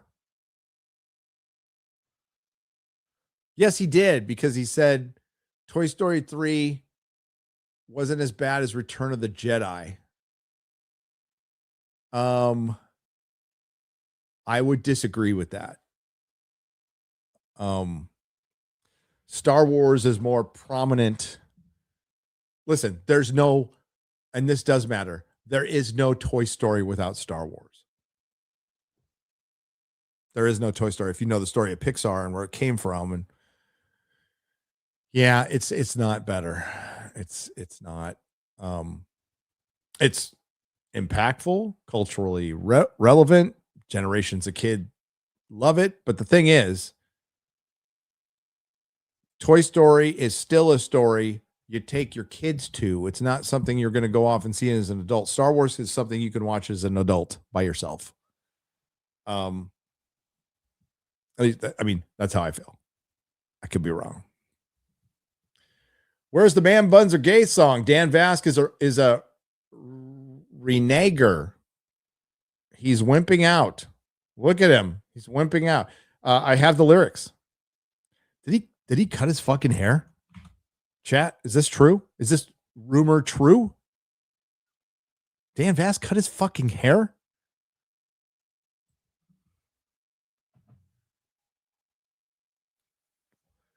We love Ing the Merciless. We love Alan Ing. He's like one of my top 5 favorite Asians.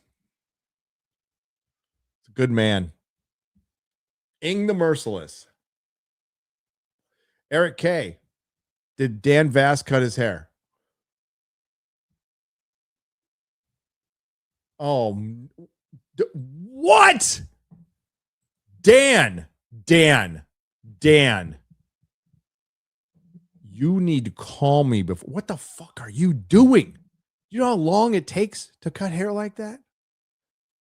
To grow out that, I'm sure you do because you grew it. I used to have beautiful blonde flowing hair down to my ass. The ladies loved it. Unfortunately, so did some dudes in prison, so I cut it immediately. But Dan, that'd be like if I shaved my beard, but worse. Oh my God, you're gonna have 75-year-old Christian women revolting on you, brother. What are you doing? I want Garrett to grow his hair back. I thought his long hair, you're in the chat, Garrett. Your long hair looked rad, dude. I know it feels like it's a pain in the ass, but it's actually pretty cool. Especially as long as you still have the hair, right? That's important.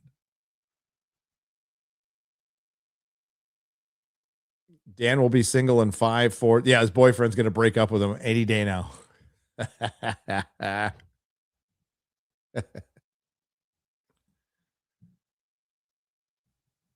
Yeah, Garrett.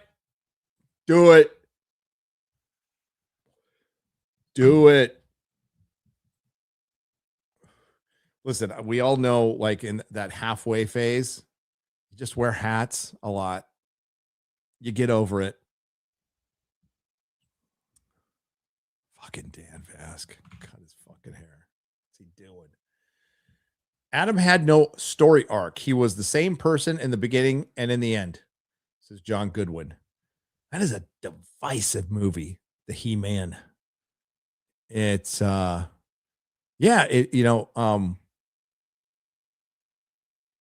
people talk what they care about. I choose my battles. I didn't know much about He-Man, but damn, I love Tom's fucking rant was awesome. But it's a flop. Hail the Fellowship. Looking forward to the Two Towers next Saturday with the Pittsburgh Symphony. Going to wear my 25th anniversary Lord of the Rings shirt from MegaCon. Hell yeah, Epic Reader. I think they're playing Austin later in the year. Note that, Garrett. I think they're doing the symphony. I think I remember seeing it in Austin later in the year. I mean, we'd have to go to Austin. Maybe we'll see Angry Joe.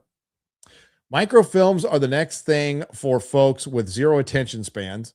Doom scrolling on TikTok. New outlets needed for directors to release films. YouTube has 3% of the creators monetized. Time for options that pay fairly. Thoughts, guys? The Hollywood Menace for $19.99. There's a lot of unpack there, but microfilms. Ooh. I know there is a microfilm thing happening right now. I am just completely unaware with it. I think it's for cinephiles. I could be wrong about that though, and I don't go on TikTok. But as far as they need to bring white boys back to Hollywood, because let's be real, white boys are gay and straight are really the demographic who is most interested in directing. And by keeping the white boys out, Hollywood paid the price. Now, a couple of 3 white boys came out, 4 actually, from YouTube and killed it. Made a profit, which you can't. The same cannot be said for The Mandalorian and Grogu, the upcoming Supergirl. I'd be surprised if it made a profit. I'd be surprised if it made $5. And Masters of the Universe. Now, keep in mind with Supergirl, if it breaks even and people start running a victory lap for some reason, it's just remind them that no business does anything to break even. No giant corporation. Now, to be fair, a couple of years at the comic store, I broke even and I was fucking happy about it, but I was just one guy. They invest millions, hundreds of millions to make hundreds of millions. And if the gun gooners want to bring the Supergirl merch argument, nobody's buying Superman merch. Nobody's buying Supergirl merch. The merch that everybody's conflating with the Superman merch is the original S t-shirt, which always is sold. Always. So that they're including all the Superman merch, not just James Gunn's. Now, YouTube, only 3% of the creators are monetized. Is that true? I mean, I can't say I wouldn't believe it. I've just never thought about it. 3% of the creators are monetized. And of that 3%, well, how many creators are there on YouTube? So chat says, I thought it was 5%.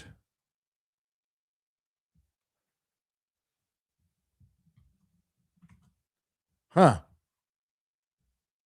There's a lot of people doing it for the love of the game, and that's awesome. That's how I started. I didn't make no money for years. I just had fun. Steven Norlander for 666 euros. I forget which run, but I remember Spidey cocooning under a bridge and evolving, right? Yes, that's Evolve. That's the other Evolve or Die. Also, Voodoo-ish. I like Spidey Science-y, though. Web shooters for the win. Yes, they tried to get mystical. They did Spider Totem and the Ezekiel stuff, and that was all Straczynski. They rolled pretty much all of it back. It was an interesting read at the time, but it all eventually led to One More Day. Jeremy and Ryan should be very happy with the current state of Disney. They are gay and lame, and Disney makes their kind of movies, says Aaron Pipes for $5.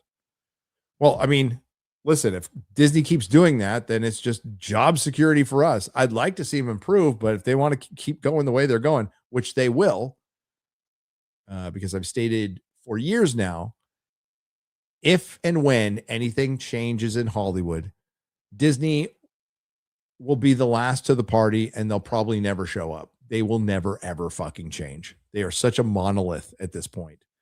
And it's not the entertainment side that drives the company. It's the experiences. And they certainly believe in their message, and they are not going to give it up. Do you think the white women within the Disney building are going to give up just because there's a new fucking CEO? You kidding me? All those women who are on the Not So Secret Gay Agenda video, they're still there. Clank Clank, I'm a tank for $10.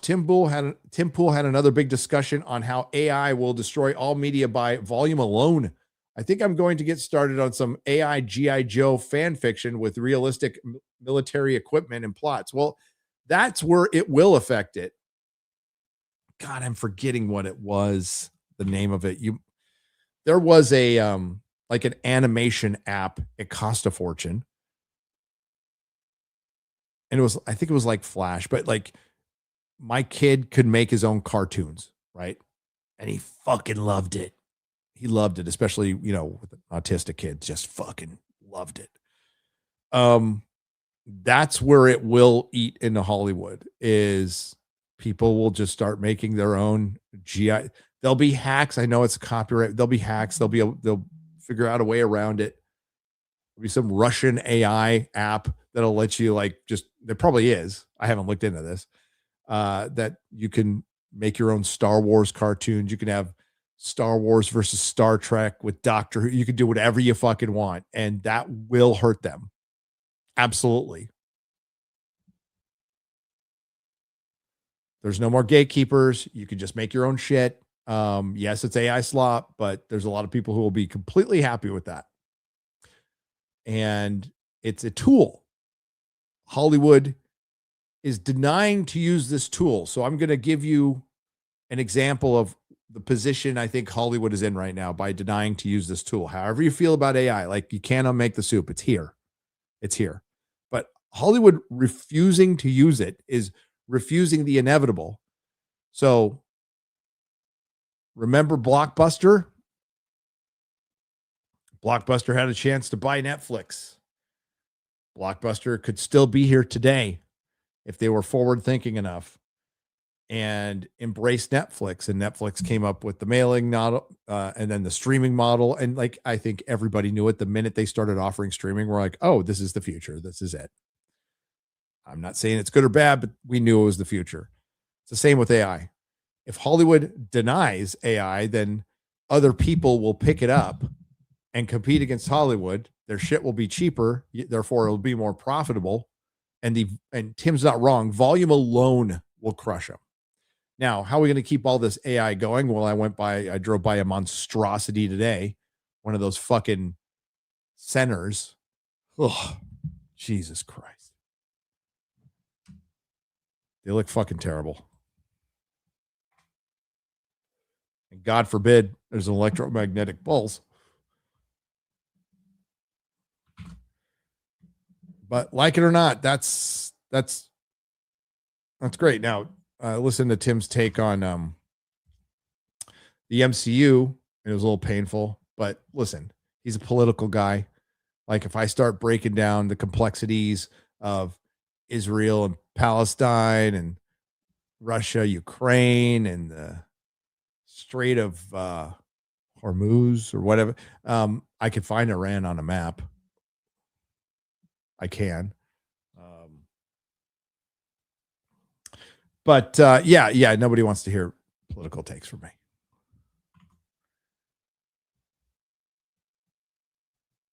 How are you guys liking us Dutchies for World Cup football? Not Handag. What's Handag? We're a fun bunch. Better start importing alcohol from neighboring states. Stephen Norlander, there is no shortage of alcohol in the United States of America, my brother. Welcome to a country that's almost as big as your continent.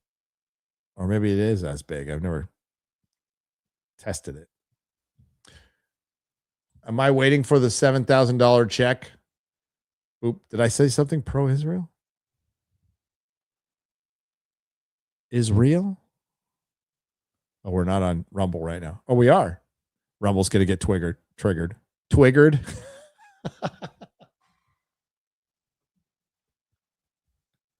That sounded bad. Oh, I did. I talked about, I said Israel and Palestine, the war in the sandbox. I wish I had my clip with me. There's a clip from Mobland that perfectly describes how I feel about it.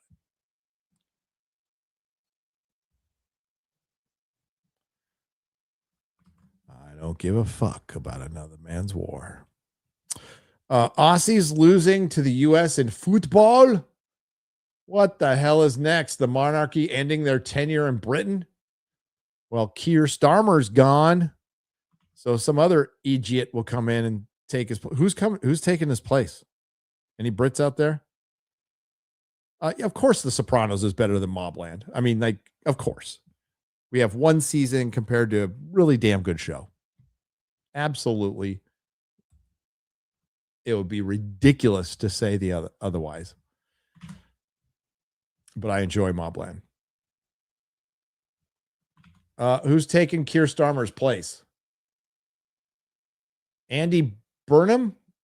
Who's Andy Burnham? Andy Burnham. Surprised it wasn't a woman. He's a year younger than me. And he looks British. Is a British politician who has served as a member of the Parliament, MP, for Makerfield since June 2026, a Labour co-op member. So it's just another Labour guy.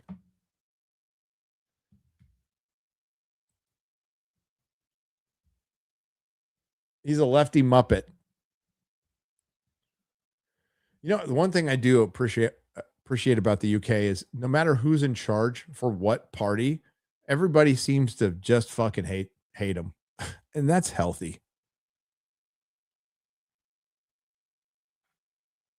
Yep, so more of the same. Meet the new boss, same as the old boss. Well, I'll be in the UK. It's either going to be, I got to talk to Michael. So our tour's either going to be in April or in September. I don't know which. I guess it just depends on my visa. But it's April or September. When we get closer, we'll let you know. But I will be there. I will be there. It's going to be fun as hell. Maybe some really good guests too. Really good guests. Imagine being an up-and-comer actor dreaming of being in a Spielberg movie, but it's 2026, Spielberg and it's Disclosure Day. By Big Break, LOL. By Big Break, says Michael Kallstrom. Yeah, that movie's a fart in the wind. Von Dewish for $5 said, what do you all think of that Army Hammer Citizen Vigilante flick? I liked it. It's like it's somebody doing a Death Wish movie, except with, like, you know, traffickers and immigrants. So it's like a Death Wish movie. It's not high art. It's not breaking ground. I can say of all the, and I haven't seen many, but we used to like troll, you know, hate watch Uwe Boll movies, but this is his best, I think. Citizen Vigilante. Hail Dean just watched Side Scrollers and Blabs is real excited to meet you in person in DC in a couple of weeks. Go get her, champ, says Trevor Taylor. The Viking Kangaroo for $10 Australian. I kind of agree with Dean. TH is a good overall. Tom Holland is a good overall Spider-Man, in my opinion. Tobey Maguire was a great Peter Parker. A great Peter Parker? Yeah, he's a good Peter Parker. Toby is the GOAT. And we've come a lot closer in elements of seeing like what the comic book Spider-Man was in the comics in films. Like there's a lot of moments where we've seen that, where we've gotten kind of none with Batman. Not saying the Batmen weren't good, but none of the Batmen were like the Batman in the comic at all. Thunderstorm for $9.99. Oh wait, I got to finish that. Sorry. The issue is he's never been able to grow up because he's small. Yeah, he's one of those guys like he's going to look like it's like Seth Green. He's going to look, 19 at 50. I don't remember Supergirl being a drunk eating animal poop. Well, yeah, And what I'm seeing from Woman of Tomorrow, the Tom King graphic novel, it's nothing like it. Absolutely nothing like it. So all that fucking talk about using the graphic novel, and it's nothing like it. I hate Kevin Feige for $5. Remember when Lou D'Esposito said we had to watch What If season 3 to understand Doomsday? I remember. I remember that too. I'll see if I can find that quote.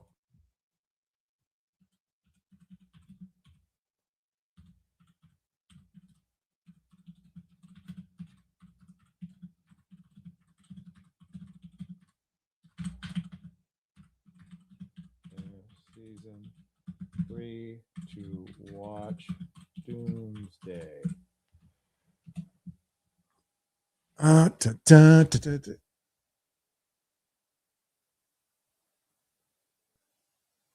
Yeah, I can't find it. But let me tell you this. I hate Kevin Feige. Oh, this would be a big hint if I did this. If they keep the story the same for Secret Wars, not Doomsday, if they keep the story the same from what I've already heard, there is an element in What If season 3 that matches a part of the movie. I can't be specific which part. I'm sure you can guess because there's beginning, middle, and end. So it's going to match a part of that movie. There's something that happens in What If season 3 that tonally matches that movie. That's all I can say. And it's going to be terrible. Human Spider 37 for $11.99. Dean, since your first time on here, no, it's not his first time. It's third or fourth. Third, Garrett, fourth. First time on here. I watched Lois and Clark. It's so charming. You and Terry are now my favorite versions. A Brand New Day looks cool. And thanks, Jerry, for getting me more into comics. FNT rules. Who's Jerry?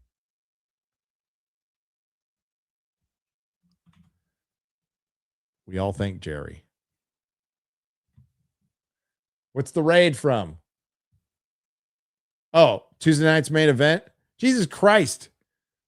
I was listening to that when I was driving up here. I was in fucking Illinois when it started. Jeremy's trying to emulate the old days of FNT. Maybe one of these days we'll bring one of those shows back. I'll get fucking the co-host will rebel. They will rebel. So maybe by the end of the show, it's just me.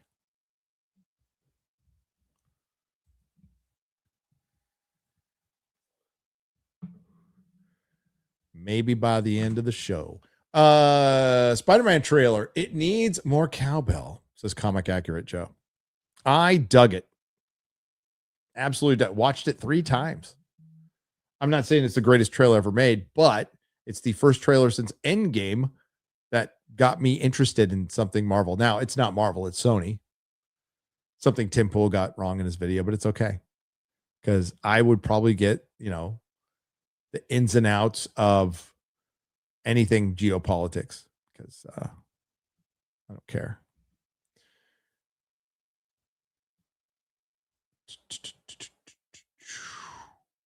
I've been in the NICU with my new baby for 2 weeks. The hospital had a Father's Day party and did a free raffle of a bunch of 90% of it was Mando merch.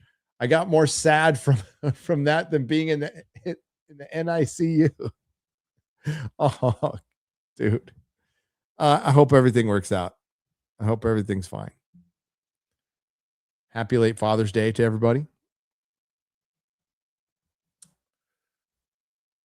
Hey, we got a dirty, drunken, blonde Australian girl playing Supergirl. Can we F this up any worse? Says something queer, trench coat, kill the dog. All great ideas. Well, I don't think they killed the dog.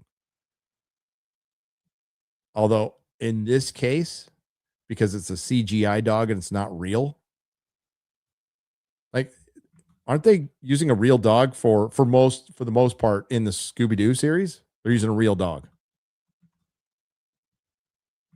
Yeah. We find out tomorrow. I think we've already find out. Chris and Alan, I trust. Even Grace Randolph said it was unfortunate. I'll find out at 7:00 tomorrow. I'll do a full review, of course.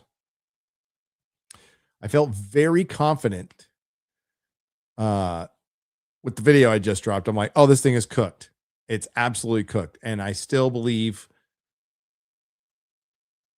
it's number 2 to Toy Story. I think Toy Story 5 is killing it right now. So unless Toy Story 5 has a huge drop off, I think Supergirl ends up at number 2, and then Obsession will be above it by its second week. Oh, no. Well, yeah. No, it might be number 4 at second week, because after Supergirl releases, it is Minions and Monsters, then Moana, then The Odyssey, then Spider-Man. It's fucked. It could be on VOD by the time Spider-Man comes out. I'm surprised Mandalorian isn't on VOD right now. Is Beardo in the chat? What's up, Beardo? There he is. He's all, yes, chat. Beardo is here. The fun may commence. What, you just got done reading super chats for 7 hours and you just want to watch more streaming? You glutton for punishment? Here, I'll read a super chat badly just to make you feel better. Okay, buddy? The missing sock for $4.99. Proper British money. Predictions: Scotland to Morocco 0. No Scotland, no party. Is this your soccer game? Your little soccer game? That's really neat. Hope you all get your juice boxes and orange slices at halftime. Roman Walker for $1.99. British. This channel is too toxic. This channel is toxic. Damn straight.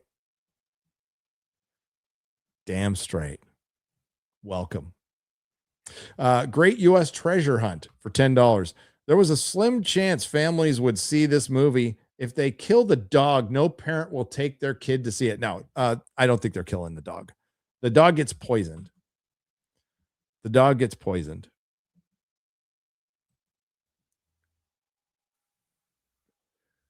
Come on, if you're an American of my age and you played soccer, you had your orange slices at halftime.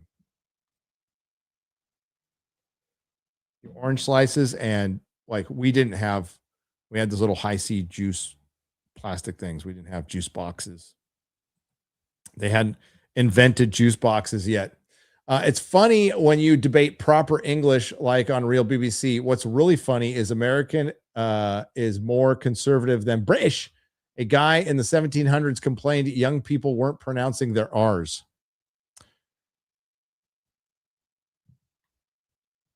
Yeah, I think, that's one of the things that Angry Joe blasted Disparu on, is like kind of accusing Disparu of being MAGA.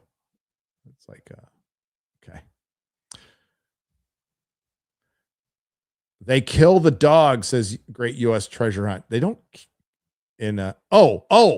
Are we talking about? I thought you were talking about Supergirl. Are you talking about? I'm sorry, I'm slow on this. The Brad Pitt movie. Oh, I don't know if I can do that.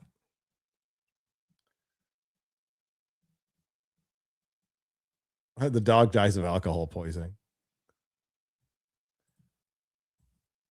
Do we know that for sure? Yeah, that kind of kills my interest in what. They're eating the dogs. They're eating the cats.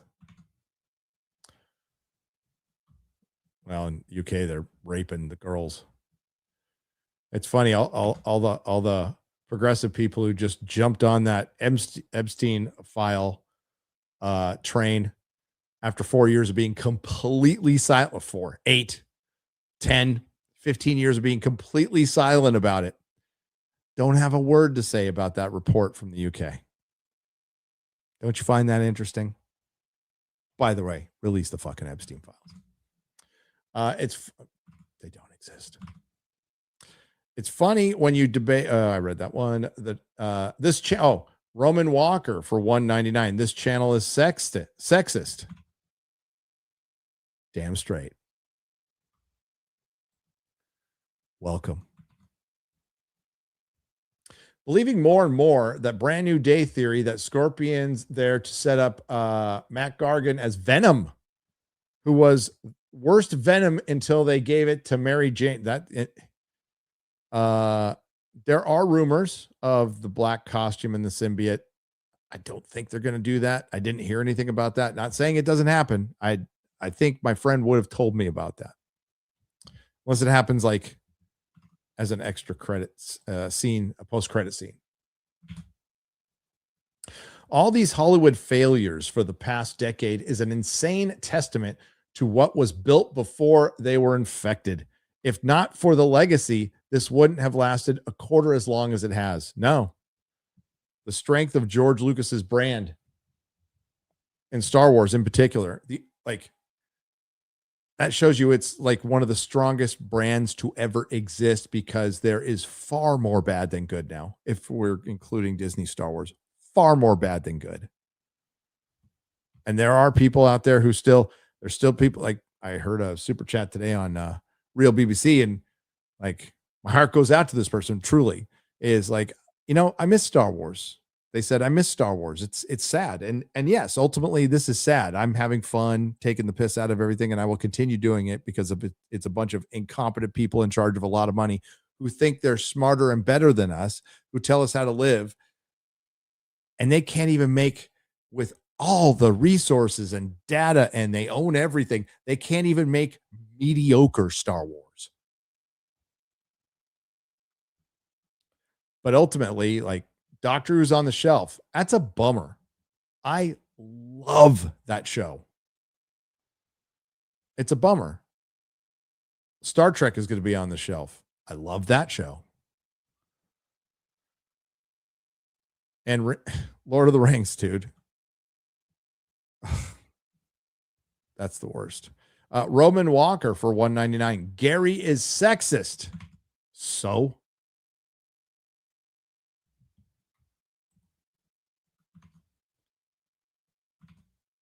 Roman, you probably are trolling, and that's fine.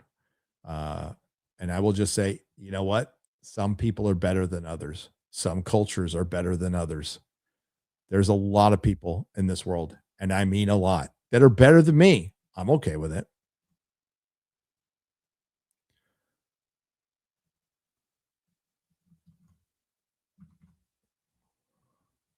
John Slade for $5. If that makes me a sexist, fucking A. John Slade for $5. Hail Dean, Kane, and FNT. When will the Vegas meetup be? Dean, I watched your Superman show last year and loved it. God bless. Yeah, I wish they would put that in 4K. That'd be neat. August 6th, 6:30 to 10 p.m. in Las Vegas. The RSVP goes up on Friday Night Tights. The location will not be revealed until the very last minute. I can assure you it is a bar that will serve alcohol and food that's big enough to hold upwards of a lot of people. I don't have the number yet. And it will be fun. It's very close to the Strip. It's not far from where the Millennium Fandom Bar was, or the place we were last year. This one's a little more open. We had a great place last year, but it was kind of like, it was like a little too skinny, right? But they were lovely people. They were fucking awesome. And it was a fun event. And AJ from fucking Y-File showed up. But this place is going to have like an outdoors, and it's really cool. It's really cool. But I'm not going to give the name out so they don't get phone calls. I hope you understand. So I'm trying to keep the event going, trying to keep the nice people who are putting on the event, like, from being stressed out from people who don't like my fucking opinions on Star Wars.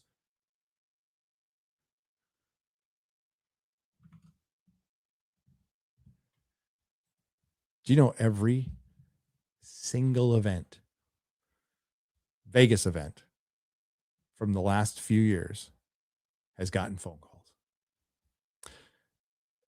Did you know MegaCon, Beardo, if you're still in the chat, I don't think it was last year. I think it was a year before. Somebody called in to keep Eric from going, and in turn us from going, and then admitted it online. Yeah. The kind of people who glaze for maps and fucking like cuties and shit. Yeah. Because they don't like our opinions on superhero movies.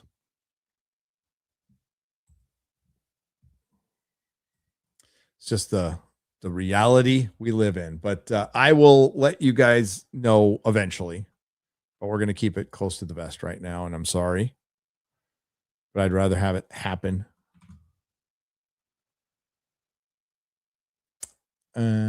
Hey, gays. My new album comes out this Sunday. Birthday 43 and my first dad's day as a dad. Oh, Josh, congratulations, by the way. First Father's Day is epic. One-man medal from Minnesota that I started last October. It says MN, so I'm guessing Minnesota. On streaming next week, Bandcamp Jawa Jams. Dan Vosk likes men. Nothing wrong with that super chat. That is a perfect super chat. Thank you, brother. And congratulations on your first dad day. I wasn't hyped about Supergirl, but I was going to see it until Moldy Old Cock opened her mouth. You don't want me to see your movie? Done. I'm not supporting people who hate me any longer. Don't. By all means, don't. And I think a lot of people will be joining. I think, oh God, was it Joe who said, boycott the movie? It's like, I think that was going to happen anyway. I'm pretty sure that was going to happen anyway.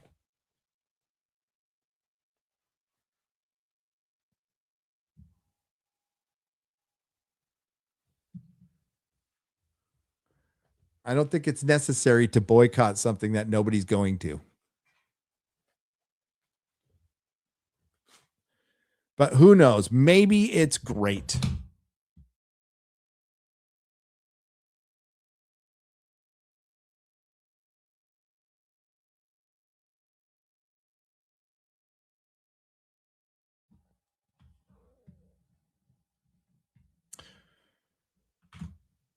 That's not going to happen.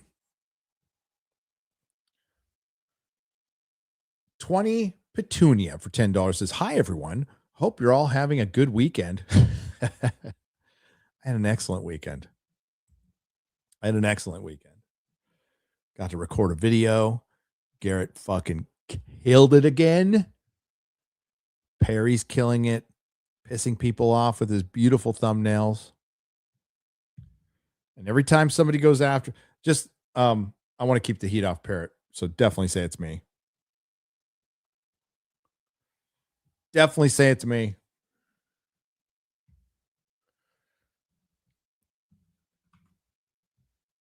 But I don't want to take credit. I mean, there's a say it's me, but I can't take credit for the most savage person on our team is Perry. The most savage person in the sphere is Perry.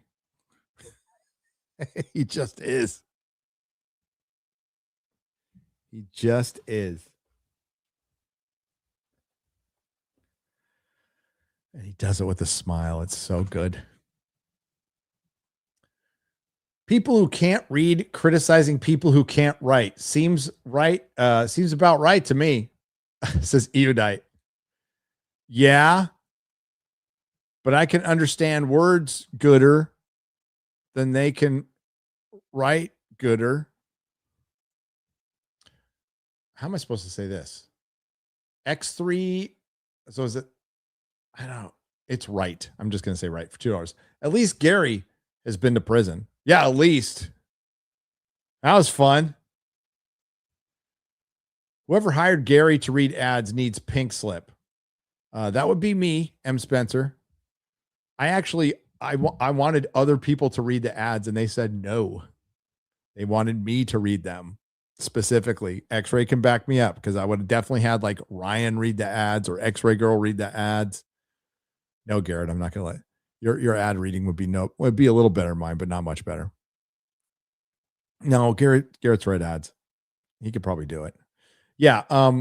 I tried to get out of it.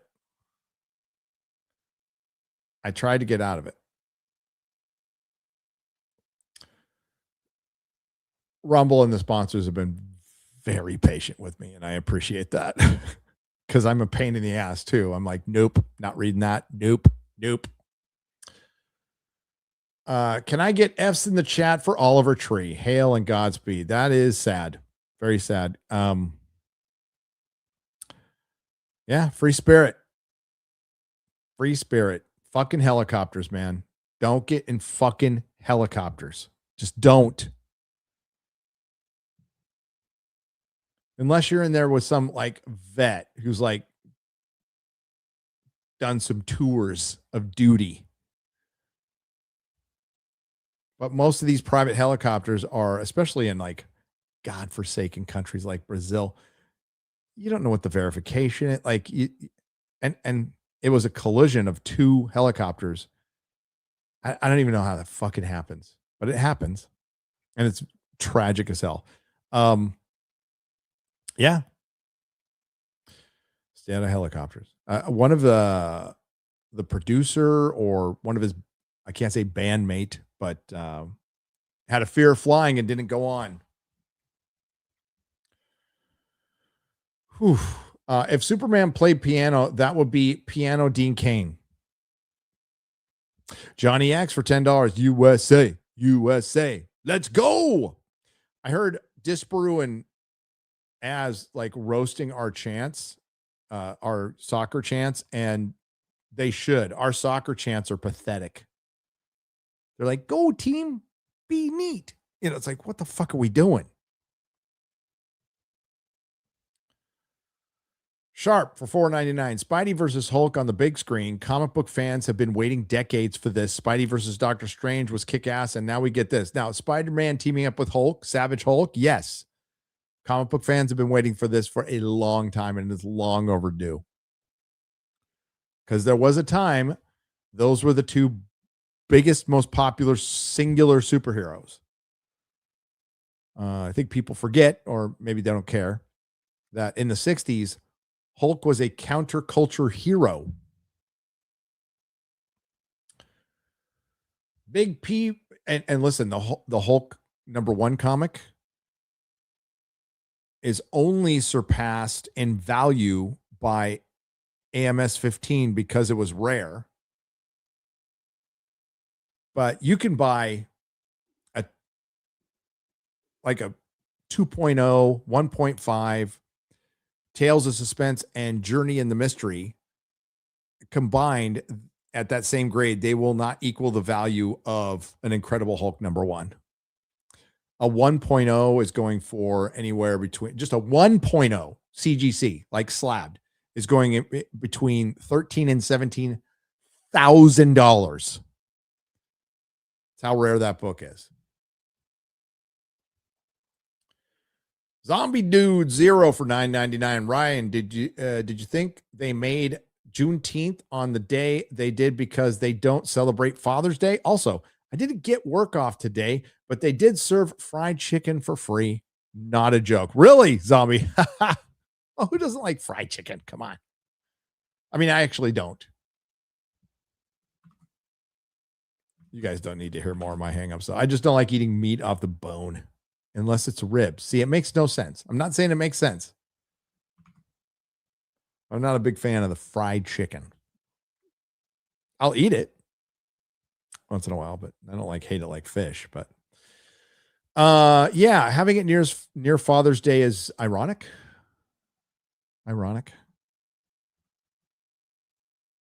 I always miss my pops every day, but his birthday is after Father's Day. He would have been 87 last Monday. He's been gone for 25 years this December. Nikos for €5 says, Mr. Kane, we know Kyler Lee is a closeted leftist woke lesbian that hates you. I think Melissa Benoist is a good person, but does she hate you too? I mean, I'm going to assume they're all left. There are still some people in Hollywood who can be on the opposite side and still, I saw Al Pacino hanging out with Sylvester Stallone, right? So it's possible. How can anybody hate Dean Cain? He dropped Bag of Sticks twice on FNT. I was so impressed with him.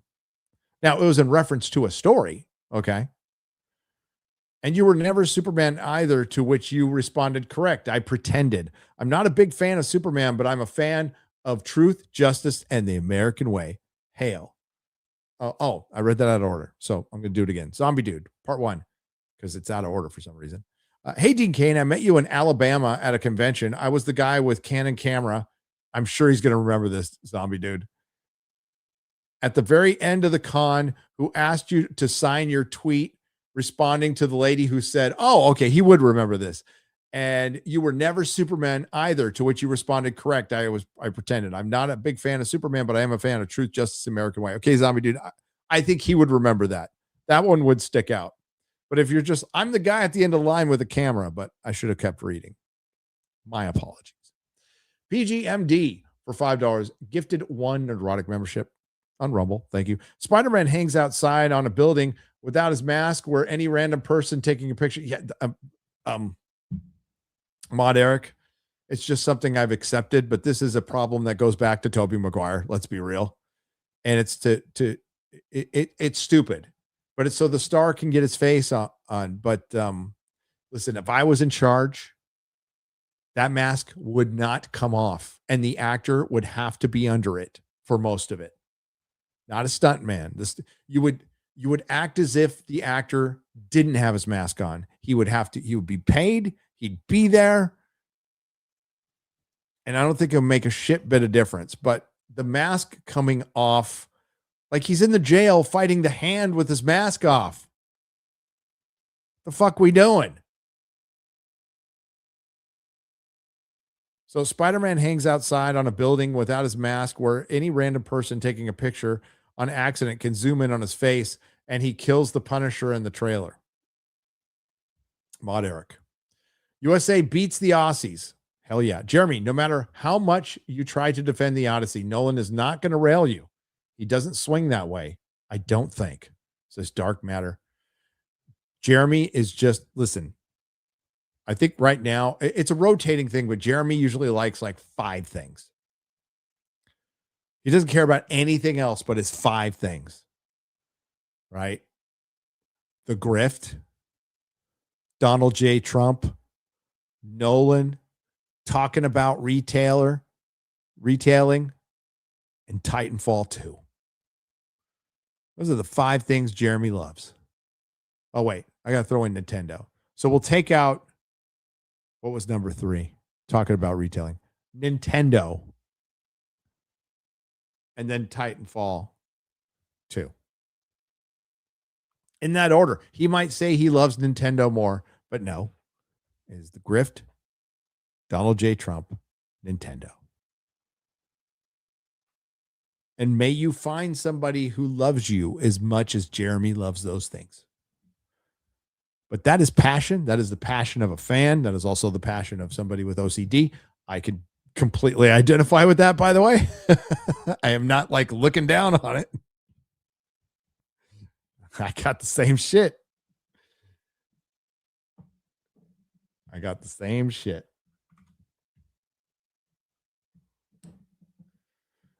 Inflation Bros. I think somebody cut a video about that, which is great. I think I saw Patrick on the thumbnail. I haven't had a chance to watch it, but I saw it in the car.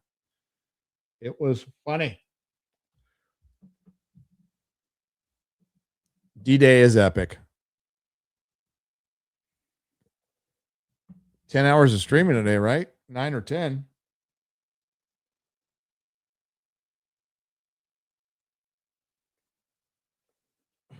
Nine or 10. Oh, I think I'm hungry. I try not to eat when I'm on long road trips because I'm just sitting on my ass listening to Ozzy's Boneyard. My Alpine system is fucking awesome, by the way. It is awesome. Let's go to the member chats. Here we go. Where was I? Babylon 5 Bodies DS9 season 1 through 3. So comparatively, Babylon 5's season 1 through 3 to DS9's season 1 through 3. Yeah, I mean, body, I mean, they're better, but overall story, like, I'm gonna be real, Babylon 5, the Shadow War is like way more consequential than what happens later. It's still really fucking good, but it's just, it doesn't land as well, especially because the final season they lost Yovanova. Yeah, it doesn't land as hard. DS9 gets better and better and better and better. It's more consistent. Love them both though. But I used to be a DS9 snob NPC. I was like, I was like, Babylon 5 is just a ripoff of DS9. Fuck that shit. And I didn't watch it till way later. Jesus Davila. Thank you for the one Nerdrotic membership. Appreciate it. Much love and God bless. Be well, brother. Right back at you, Gregory. Thank you for being a member for 6 months. See you in Vegas. I'm bringing merch again for all of you glorious bastards with my film merch too. I'm staying at the DT. Oh, Donald Trump. $260 for 3 nights. I'm guessing that's Donald Trump. I could be Trump Tower. I don't know. The Toilet Bug. Have fun. I don't know where I'm staying yet. I haven't figured out a place. I need a place with internet that I can possibly record a video. But I know a bunch of people stayed in Trump Tower. Yeah, I don't know where I'm going to stay. We'll figure it out, though. Vegas is fun. Like it's not as great as it used to be like 20 years ago, but it's still fun. Got to watch yourself, you know. It's a little more dangerous than it was before. And I don't know how many of you gamble. Like I don't gamble like at all. But apparently it's really difficult to win now, and it's become a little more expensive. See, it used to be cheap to stay there. But I still love the vibe of Vegas. I don't know. I mean, it's a great place to visit. I never, I almost lived there. Almost, but didn't. Did you get the lifted purple truck with purple spiked rims? No judgments, LOL. I would have. I have a big black truck. I have a 2500 Dodge Laramie with the Hemi. And it is lifted. It's big. It's fucking stupid. So yeah. It is a zombie assault vehicle. I was looking at like the RHO and stuff. They're way too fucking expensive. It's stupid. And it's used. I got it used. I didn't buy a new car. Gary, did you have time? Did you have times and day for Greenville? It's near my home. Oh, I read that one already. Not yet. Not yet. Look at it. There's a new member right there. Let's go to the reg chat.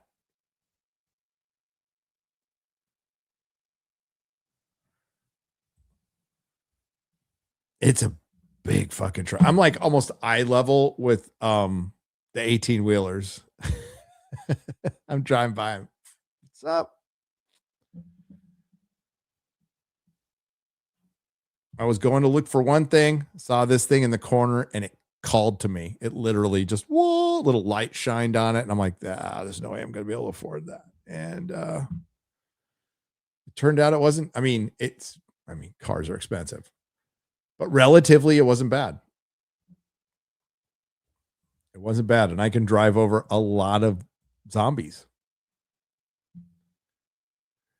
Did I get influenced by the first thing my son said to me, Diego, was, "You've gone native." Absolutely. Hail Texas. Hail Texas. I had a big Dodge truck before and I had to get rid of it when I moved to San Francisco because I couldn't park it anywhere. And I was fucking like getting clipped by buses and shit. But yeah. 2500 Laramie. 8-speed V8.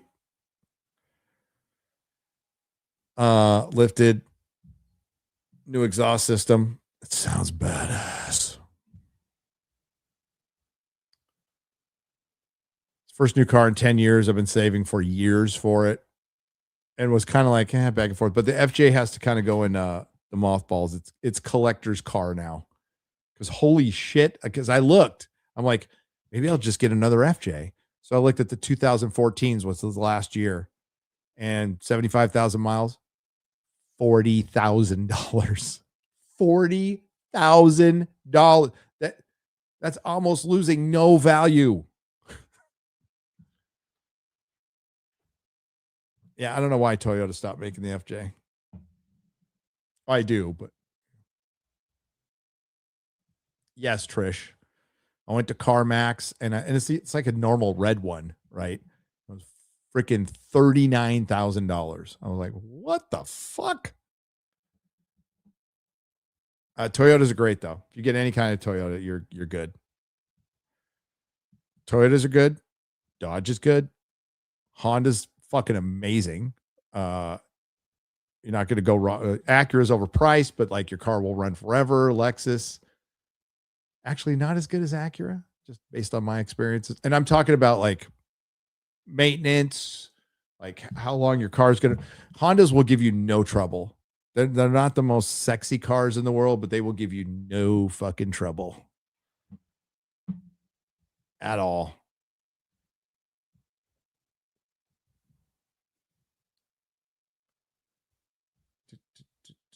Dodge is hit or miss for sure. Ram is good. That's why probably a little more specific. Ram truck, good. Their cars, The Hellcat, is the Hellcat considered a black person car? Because I fucking love the Hellcat. That's amazing. I remember I was working for Dodge when they launched it. I got to drive one around. Woo!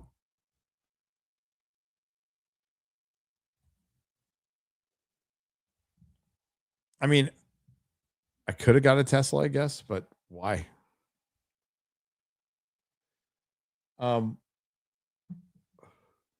I guess Tesla would make sense if you're tootling around. I mean, that's what most people do. Commuting it in the city, you save a lot of money, but the gas tank is, I don't get any gas mileage in my truck, but the tank is fucking huge. So I can drive for 360 miles. It's great. My first car was not a Yugo. It was a Pontiac Grand Safari. And it looked like Clark Griswold's. It was like the wood paneling. It was green. That was my first car.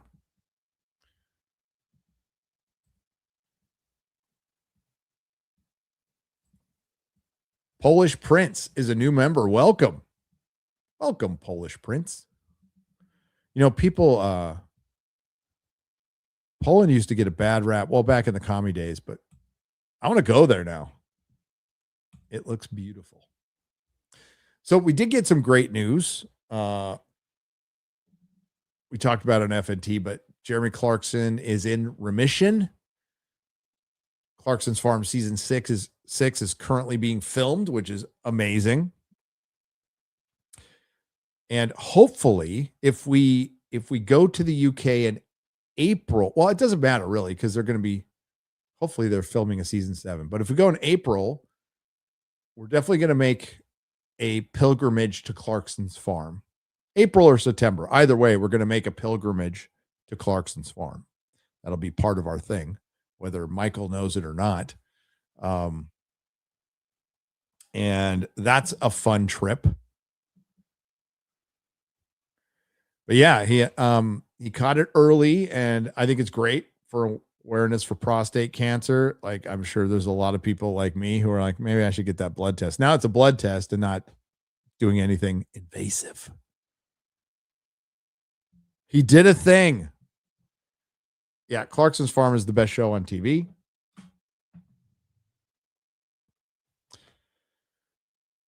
As far as mixtape is concerned, well,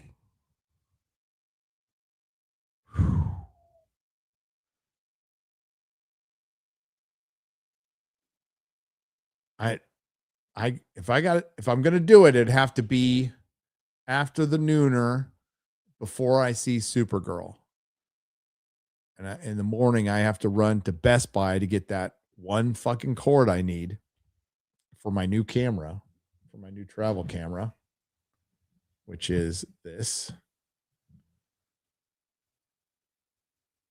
Sony Alpha. Works great. It's very easy. Got it in Japan, so it was a little cheaper. And yeah, we'll do the nooner with Chris. Chris will be, I'm sure he wants to save most of it for his stream, but he'll talk a bit about Supergirl tomorrow. Sorry, I missed Real BBC. Disbrew did a great job. Freaking great job. Disbrew is always great. But yeah, tomorrow we'll talk to Chris. And then if I can get mixtape in, that would be nice. I made a blood oath and everything. Then at 7, I'm going to see Supergirl. Which is, what is the tracking for that, by the way? What is the latest tracking?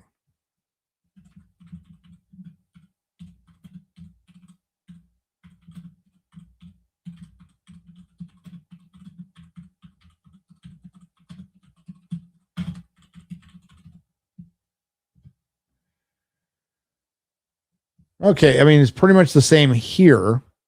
Now, remember, it was 47 to 65 a month ago. Now it's 45 to 55. Ryan thinks it's going to hit 55. I do not. I do not.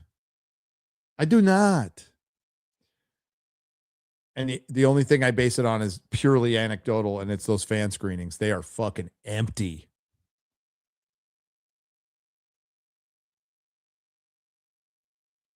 There's Forbes.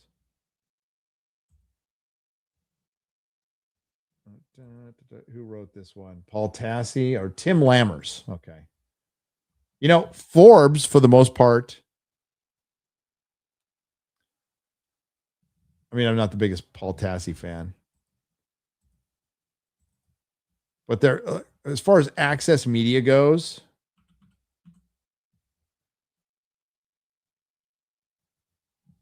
I'm going to say Eric Kane, and I've said this before at Forbes,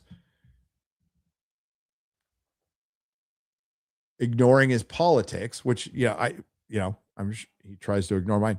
We follow each other. We respect each other. I respect him because I believe he's honest. He's very honest. We don't disagree on a lot of shit, but he will call something out. He called out Philosophy Tube on House of the Dragon, says it's the worst actor who's ever been in any of Game of Thrones. People were coming at him like, you're anti-trans. He's like, I just said worst actor in Game of Thrones. I didn't say anything about anything else. So he's ballsy enough to go against I respect that. So respect to Eric Kane. This one's not written by Eric Kane, but his Witcher reviews were fucking great. Spot on.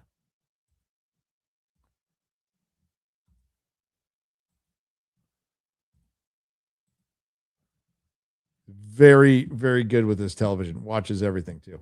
So I'm going to bring this over here so I can read it. Oh, why is there a summary? I don't want a summary. Is that Forbes doing that? Why would you do that to your own article? So is that Forbes or Brave doing that? Because I'm on Brave right now. The projected box office opening for Millie Alcock's Supergirl is not flying up and away ahead of the film's June 26th release in theaters. That's not good news for the already struggling James Gunn's struggle. His struggle. Her struggle. Its struggle. Already struggling DC Universe superhero film followed up the 2025 Superman, which introduced David Corenswet as the studio's new Man of Steel. The first feature in James Gunn's and Peter Safran's DCU earned $125 million in its opening weekend, July 11th through 13th last year. After all the theatrical receipts were counted, Superman, which featured Alcock's Kara Zor-El in a cameo, calling Superman a bitch, and revealed that she's the owner of Crypto, the Superdog, earned $354.2 million in from North American theaters, which is really good. Really good domestic. Didn't play out well internationally. And Disparu, I think, gave a very good explanation. Besides, the movie actually just kind of sucked. James Gunn humor doesn't play worldwide. Now, it has in Guardians of the Galaxy, but it was different here. So, from North American theaters and $264 million internationally for a combined $618.7 million globally, according to Variety. So Superman had a production budget of $225 million with another $125 million in marketing. That's bullshit, because we've already seen some government papers where, unless they want to lie to the IRS, where it was upwards of $300 million, but whatever. Nearly a year after Superman's release, Supergirl is opening in theaters nationwide on Friday with far less fanfare. In a June 4th tracking report by Deadline, the trade publication projected that Supergirl was on track to earn $55 million, an amount less than half of Superman's opening weekend. New information revealed on Thursday, however, paints an even bleaker picture. In an X post from Puck News, co-founder Matthew Bellani, the former Hollywood Reporter editor, writes, pre-release tracking for Supergirl has come down again. Now it's sitting at $51 million domestically for a 3-day opening. Per NRG, Superman debuted at $125 last summer with a much larger production budget. While Supergirl's production budget isn't larger than that of Superman, it's not far off, though. Given that it's a superhero film, it's still pretty sizable. Deadline reported that the film had a production budget of $175 million. I'm thinking it's more too. That's me. Before marketing costs, $25 million less than the $200 million price tag Forbes Australia reported in December. Gunn disputed that number in his Threads post, which nobody saw. Writer, not even a little bit true. Nothing you say is a little bit true, James Gunn. Director Craig Gillespie, I, Tanya, Pam, and Tommy. I repeat, director Craig Gillespie, director of I, Tanya, and Pam and Tommy. Pamela Anderson. Supergirl is set in outer space and has a title character on a mission of vengeance. Supergirl also stars Jason Momoa. Stars. It's the kind of casting that would, like, all the stars come up and then it says with Jason Momoa, because he's barely in it. 9 days of shooting as the DC antihero Lobo, and Matthias something or otheris as the villainous Creme of the Yellow Hills, while Eve Ridley plays Supergirl's ally Ruthie Mayer Knoll, who's a badass in her own right. Her innocent family was killed, and she will avenge them because they were innocent. Has she told you they're innocent? Her family was killed because they were innocent. David Krumholtz and Emily Beecham play Supergirl's dad and mom, Zor-El and Allura Zor-El, while Corenswet returns as Superman. I wonder if we get more of an origin of Supergirl than Superman. While Matthew Bellani's post reflects a drop in Supergirl's already low opening projections, making the release even more challenging for the superhero film is the positioning of its release. After opening with 160 million at the domestic box office this weekend, Toy Story 5, even if its box office drops 60%, which is very unlikely, is a $64 million domestic second weekend take by Disney Pixar. The Disney Pixar film would still be more than enough to best Supergirl's current tracking number of 51 million if it hits that. I wouldn't be surprised if it's under 50. On top of that, Supergirl has 5 days in theaters before another animated behemoth opens with Minions and Monsters, which is getting a jump on the 4th of July weekend by opening Wednesday, July 1st. In early tracking numbers for the film from Box Office Pro, the 7th film of the Despicable Me franchise is projected to make a mint. The Box Office prognosticator is projecting a 95 million to 115 million opening over its extended opening weekend, with 75 million to 85 million of that coming in the Friday to Sunday frame. Even on the lower end of these projections, the numbers are sure to make a bumpier flight for Supergirl in the second weekend. And I'm telling you right now, number 2 on its opening weekend, number 4 in its second. That is possible. Number 4. That's a bold statement. Maybe too bold.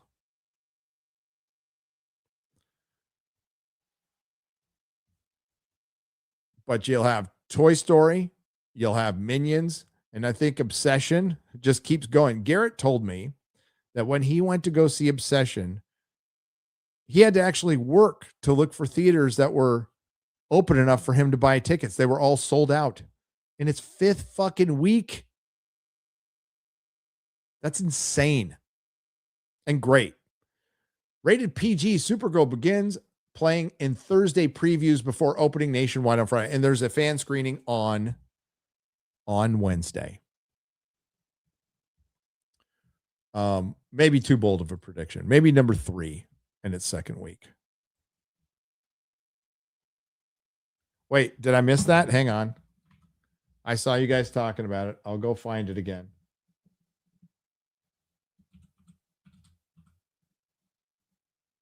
I'll find it again. If that ad pops up, it does. Good enough for you. Cyndi Lauper WWE action figure set among Mattel's San Diego convention exclusives. Oh, look at that. Oh, fuck you. I ain't subscribing to shit.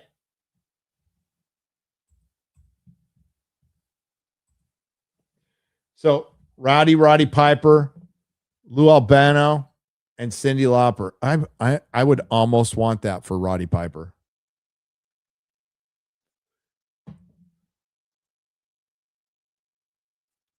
Why did wrestling get so fucking big? Because they put it on MTV.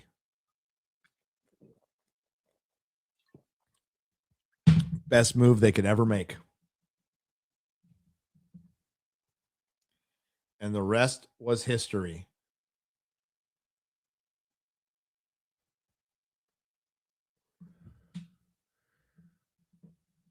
WrestleMania 1 and 2, which I think you can still watch on Peacock, because I watched them. That was awesome. Rocky 3, that was part of it, but no, putting wrestling on MTV was fucking insane. Rocky 3 is great, by the way. But yeah, Comic-Con exclusives already coming out. I remember when I cared about those and I'd actually stand in line. I would rather pay the inflated price on eBay than wait in a line, or just not get it at all, because I don't have room for anything anyway.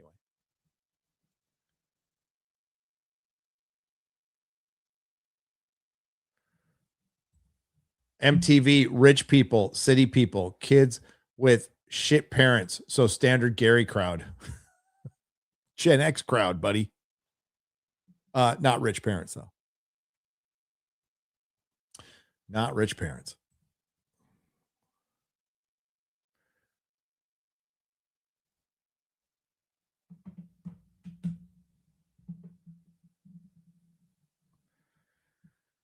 Not rich parents, and I knew Adam Curry. Yeah, I knew poverty. I certainly did.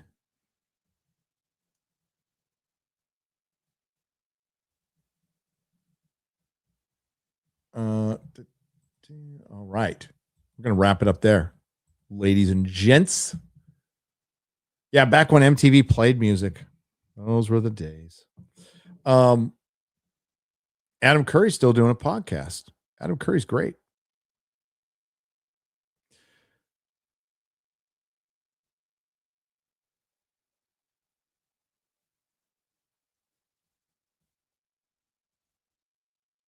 So tomorrow we got the nooner. We'll see if we have time for mixtape after that. I'll let you know. But yeah, stay tuned for the nooner. You can go watch. There's something going on live on our channel, or you can go. Is there somebody else? Is the DA streaming? Hang on, let me see. Is anybody streaming right now? Yeah, DA streaming. So I'm going to throw that link in there.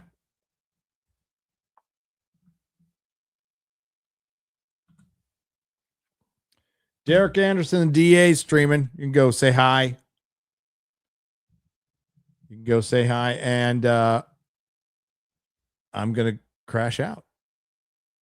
And I'll see you guys tomorrow. So thanks to the Nerdrotics. Thanks to everyone who left a super chat and donation. You help keep the lights on. Thanks for everybody for participating. It was great hanging out with you all. It was great streaming. I missed it for like 2 whole days. And we'll see you tomorrow. Adios.